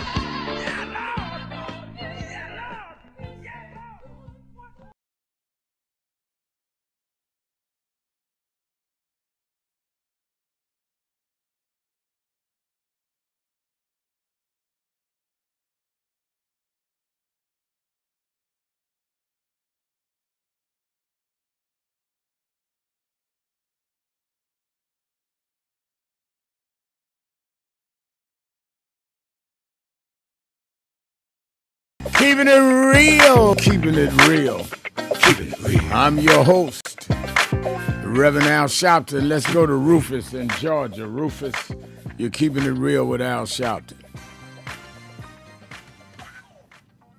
Good afternoon, y'all. Good afternoon. Yeah, I was thinking about maybe you. I can tell everybody what to do. I can't tell myself what to do. I ain't got no show. But I was thinking like maybe you, a type of person you is that I often see these black Republicans. They have like segments on these shows, on a lot of these shows. I know you didn't see them before. You may have been involved with them. But they had segments where they had black Republicans come on and talk, give their and give their take on what they think is good or what's helpful or whatever, opposed to maybe to the other party. But I never see a segment where you have Republican, you have their representatives there. You know what I'm trying to say? Who's representative? It's never the Republic, the black. I say like black Republicans. Okay. Minority. Yeah. You never see in the segment. You never see who their representatives are. You just see them talking. You know what I'm trying to say? Right. And it needs to be a lot of these black so-called black Republicans, because I'm skeptical of a lot of them, but I'm just saying that if they want to get up and talk about how bad the other party is, then bring your representative to the talk. Right. Bring your representative. I don't never see Ted Cruz or Brian Donald or none of them, the one or two little blacks they got in Congress or I don't never see them sitting down with their black constituents. They don't have none. No, they don't. You're absolutely no. You made a good point, Rufus. Thank you for your call. I mean, I had Brian Donalds on Politics Nation when it was embarrassing. I tried to be nice, and he just said things that were so out of bounds. I said, but wait a minute. I mean, are you serious? Are you? They say things that's unbelievable. I try to give them a chance and try to say, maybe I misunderstood you. And they say, no, you don't understand me. You don't misunderstand me. I am off. That's what they Bible say. I'm just off, brother. Let's take a break. We'll be right back. Keeping it real. Sharpton. Be right back. Today, we honor Reverend Al Sharpton on his remarkable preaching anniversary. On the 19th of July, 1959, at just 4 years old, he delivered his first sermon at Washington Temple in Brooklyn, New York, marking the beginning of his journey as the Wonder Boy Preacher. Over the past 66 years, Reverend Sharpton has shared his powerful message worldwide, from storefronts to prestigious pulpits, inspiring change and fostering hope. While he chose not to pastor a single church, he continues to preach at 50 to 60 churches annually, finding his true calling in social justice through the National Action Network, NAN. Reverend Sharpton remains most fulfilled when preaching the Word of God, addressing diverse audiences with unwavering faith. Today, we celebrate his dedication to ministry and justice and the profound impact he has made. Join us in honoring Reverend Al Sharpton for his leadership, voice, and tireless efforts to create a more just and equitable world.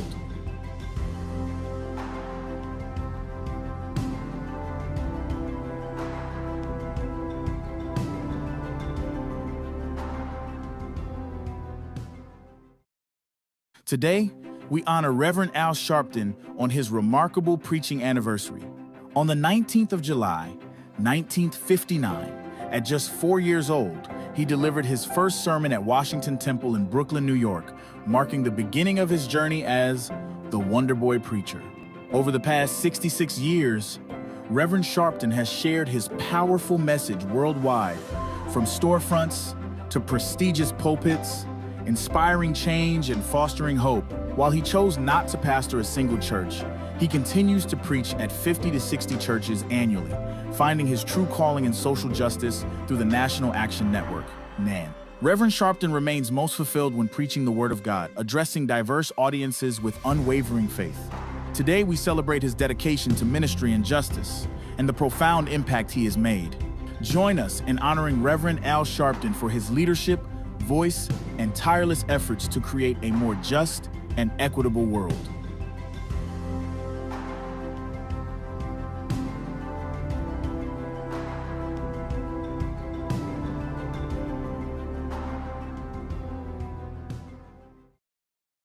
Today, we honor Reverend Al Sharpton on his remarkable preaching anniversary. On the 19th of July, 1959, at just 4 years old, he delivered his first sermon at Washington Temple in Brooklyn, New York, marking the beginning of his journey as the Wonder Boy Preacher. Over the past 66 years, Reverend Sharpton has shared his powerful message worldwide, from storefronts to prestigious pulpits, inspiring change and fostering hope. While he chose not to pastor a single church, he continues to preach at 50 to 60 churches annually, finding his true calling in social justice through the National Action Network, NAN. Reverend Sharpton remains most fulfilled when preaching the Word of God, addressing diverse audiences with unwavering faith. Today, we celebrate his dedication to ministry and justice and the profound impact he has made. Join us in honoring Reverend Al Sharpton for his leadership, voice, and tireless efforts to create a more just and equitable world.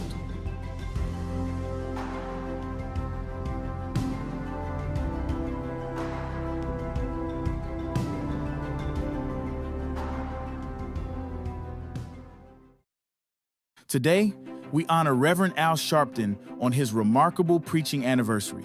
On the 19th of July, 1959, at just 4 years old, he delivered his first sermon at Washington Temple in Brooklyn, New York, marking the beginning of his journey as the Wonder Boy Preacher. Over the past 66 years, Reverend Sharpton has shared his powerful message worldwide, from storefronts to prestigious pulpits, inspiring change and fostering hope.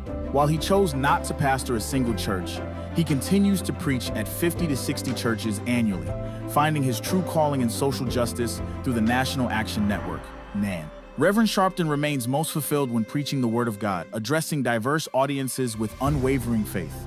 Today, we celebrate his dedication to ministry and justice and the profound impact he has made. Join us in honoring Reverend Al Sharpton for his leadership, voice, and tireless efforts to create a more just and equitable world.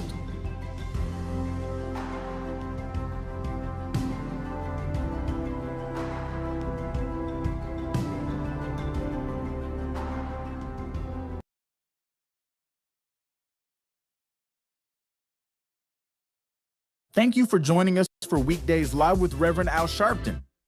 Take the time to share this broadcast right now.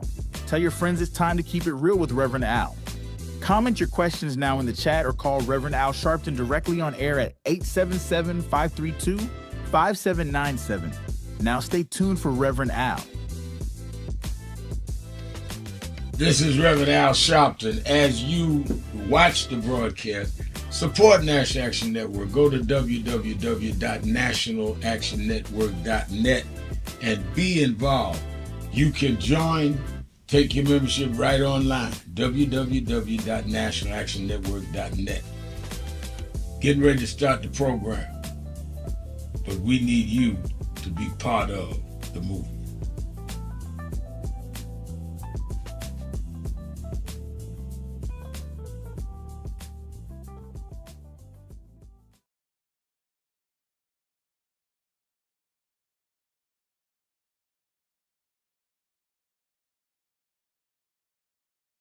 The transition to coaching and running a basketball, president of operations of a major university like the University of New Orleans. So this is a blessing, and I'm thankful and I'm grateful, and I'm gonna lead our people and our culture to something that they've never seen, because this is about education.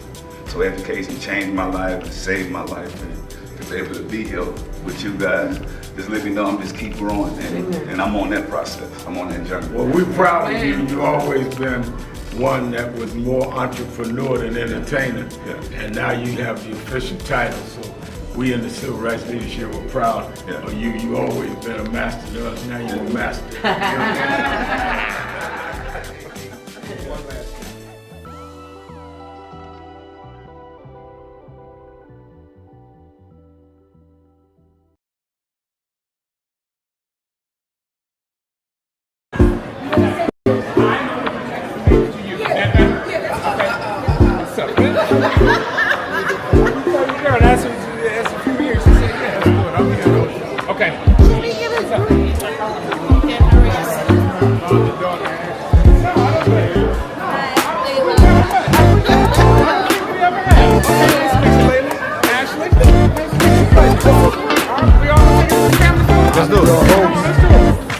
Reverend Al Sharpton, and we're back.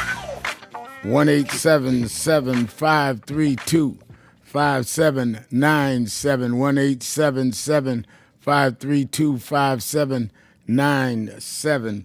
Don't forget to watch Politics Nation every Saturday and Sunday. I'm already booking guests. You're going to like this weekend's show, Saturday and Sunday, 2 different shows, both live, Saturday at 5 and Sunday at 5 on MSNBC. You that are in the New York, New Jersey, Connecticut area, meet me or beat me to the Saturday Action Rally at the House of Justice in Harlem, 145th and Lenox, from 9 a.m. to 11 a.m. I'll be there this Saturday. I only missed 2 a year, and I missed last Saturday. I was in New Orleans speaking at the Essence Music Festival, but I'll be there this Saturday, and I'll be there every Saturday throughout the march, which will be August 28th. People are calling in and signing up. This is going to be the march that we took our stand, peaceful but determined, to go right where they are giving the money, the billionaires, to Wall Street. It's the anniversary of the March on Washington, but we're bringing it to Wall Street to say that we are charging you for what Trump is doing and the benefits you're reaping. And we're going to deal with you name by name, company by company, but we're not just announcing something on social media. We're going to hit several cities at the same time. When we did the boycotts supporting Costco because they stood up and said, no, we're going to keep DEI. We did it in several cities. Mayor Newark, I went out there with him. We did it in New York. We did it several places. Cleveland did it. You got to hit the ground and social media. I ain't got nothing against social media. I got almost 2 million followers on Instagram alone, about 2 million. But that ain't all. You got to hit the ground. You want people to know in their corporate headquarters, people are out here marching on me. All right. So to sign up for the march on Wall Street and sign up, we'll tell you where buses are leaving near you, where to be. We'll be marching at starting 10 o'clock that Thursday morning. It's the weekend leading, that Thursday is leading into the weekend of Labor Day. And you can, we're going to start at 10 o'clock at the African Burial Ground and march from there right to the Bull, right in the middle of where Wall Street is doing business that day, and have our rally. Go to www.nationalactionnetwork.net, www.nationalactionnetwork.net, and sign up so we can get you all the information. All right, let's go right back to the phone. Let's go back to Brian in Philadelphia. Brian. Al, are you there? Yeah. Hey, Reverend Al. Thank you so much for doing what none of your cable news colleagues would dare to do, sadly, which is inviting real dialogue from Sly's everyday people. And I just want to start by honoring you and your brilliant audience and the wisdom you attract, speak, and amplify daily has become a lifeline for me. So thank you. Thank you. My serious concern reflects much of what Pam from Chicago discussed concerning infiltrators and those that Prince called thieves in the temple. Years ago, AOC had convinced me that DSA, Democratic Socialists of America, was a righteous organization doing the work your National Action Network actually does. So years ago, I joined DSA because I so wanted to believe AOC and the leftist media that I'd been consuming for 20 years couldn't possibly lead me astray. If they all supported and promoted DSA, then DSA must be good, right? That's what I thought. Right. But you see, Rev, DSA operates like a Marxist-Leninist anti-democratic cult. Just look at their record. On November 4th of last year, they issued this statement. You can pull it up on Google right now. DSA statement on the presidential race. the first thing they say, quote, workers deserve more than Trump versus Harris. Okay, you add to that they blamed NATO for Putin's war on Ukraine, and that they have issued another thing. You can pull this up right now. Look up DSA Ukraine. You'll see it. They also stand in solidarity with Maduro's dictatorship in Venezuela. So you can tap that into Google just to make sure I'm not lying. Okay. So I want to thank you because I found my way to National Action Network. It took far too long because I love Morning Joe and I treasure the fact that you're there, but I didn't know enough about how to get involved with your organization, and you're somebody that I've trusted ever since I watched Malcolm X, when I was a teenager. So I'll be joining your March on Wall Street this August proudly. But in conclusion, I just wanted to say regarding DSA, another thing. CNN just reported a senior Jeffries advisor has said that DSA is now preparing primary challenges against several black Democratic leaders in New York. Yeah, that's on CNN.com. I just read it. You're correct. Go ahead. Yeah.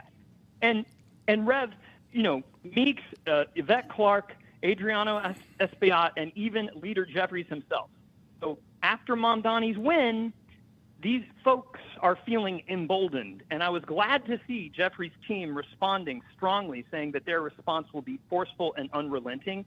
It better be, because instantly, Rev, here in Philly, the Philly Inquirer leftist columnist Will Bunch is attacking Jeffries, saying that he should focus on Trump. But of course, Jeffries spent 9 hours condemning MAGA and affirming the entire Democratic coalition from radical Rashida to reformist Richie. Now that's leadership. Right. But to these guys, to DSA, Rev, that doesn't look like leadership, and they're wrong. And so, Rev, if I could do just one thing, if I had access to some of your colleagues whose work I treasure, and I won't name names, but I really wish that some of the more progressive folks hosting shows on certain cable news networks would do a little more vetting and inform their audiences about the threat that DSA is to the Democratic coalition. Thank you for taking my call. All right, Brian, when you get up to the march, make sure you come up to me and introduce yourself. Tell people I said that to you on radio. I'd like to meet you. Thank you for your call. I cannot wait. Bless All you. right. David in San Francisco. You're keeping it real with Al Sharpton. Oh, thanks, Reverend. Yeah, the Wall Street angle sounds pretty useful. And I was also thinking about the insurance companies. This came up as the discussion of what's going on in Texas comes up. The state of Texas, apparently they're cheapskates in general. And even before the Doge cuts, the state of Texas was refusing to acknowledge climate change. They were refusing to put in, siren alarms. Apparently that county has very bad cell coverage.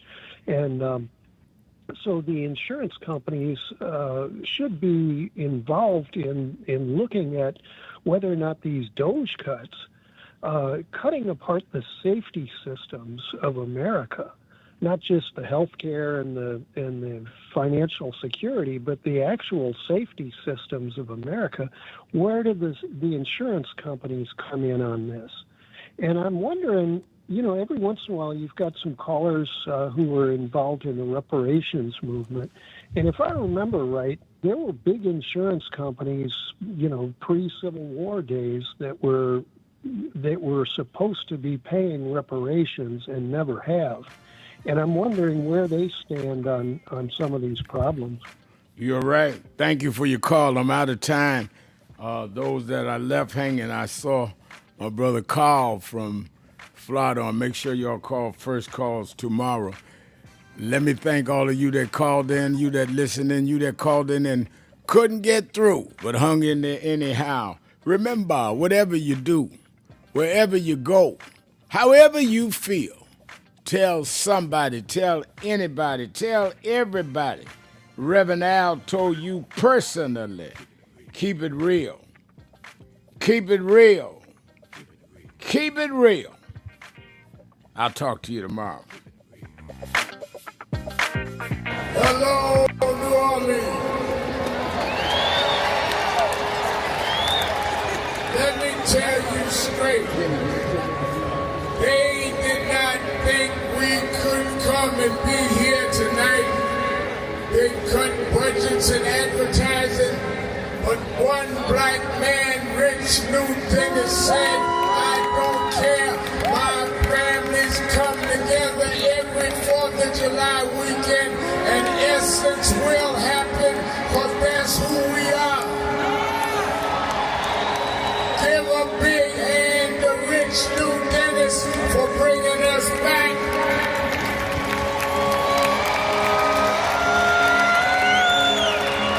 Why do we come? Because the essence of who we are is essential to what made this nation. We built this nation. We made this nation. We created the essential dollars that this nation lives off of. We don't care what bill they pass. We will not back up. We will not back down. We will not give in. We will not be chased out. We don't care who's in the White House. We will organize our house by house.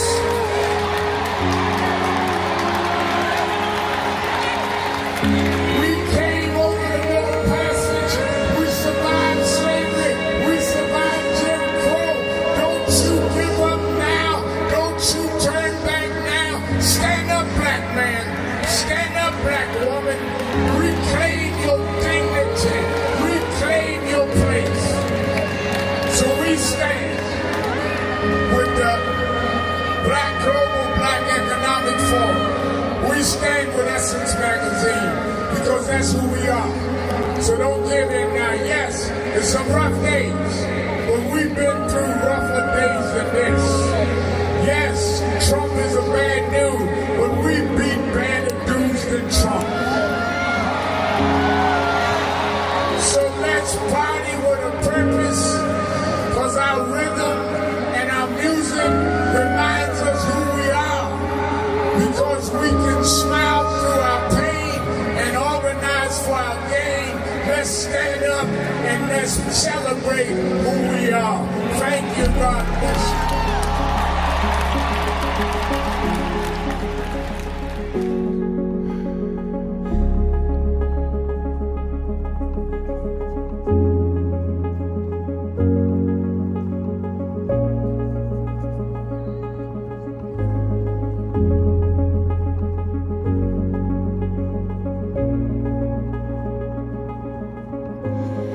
Ooh.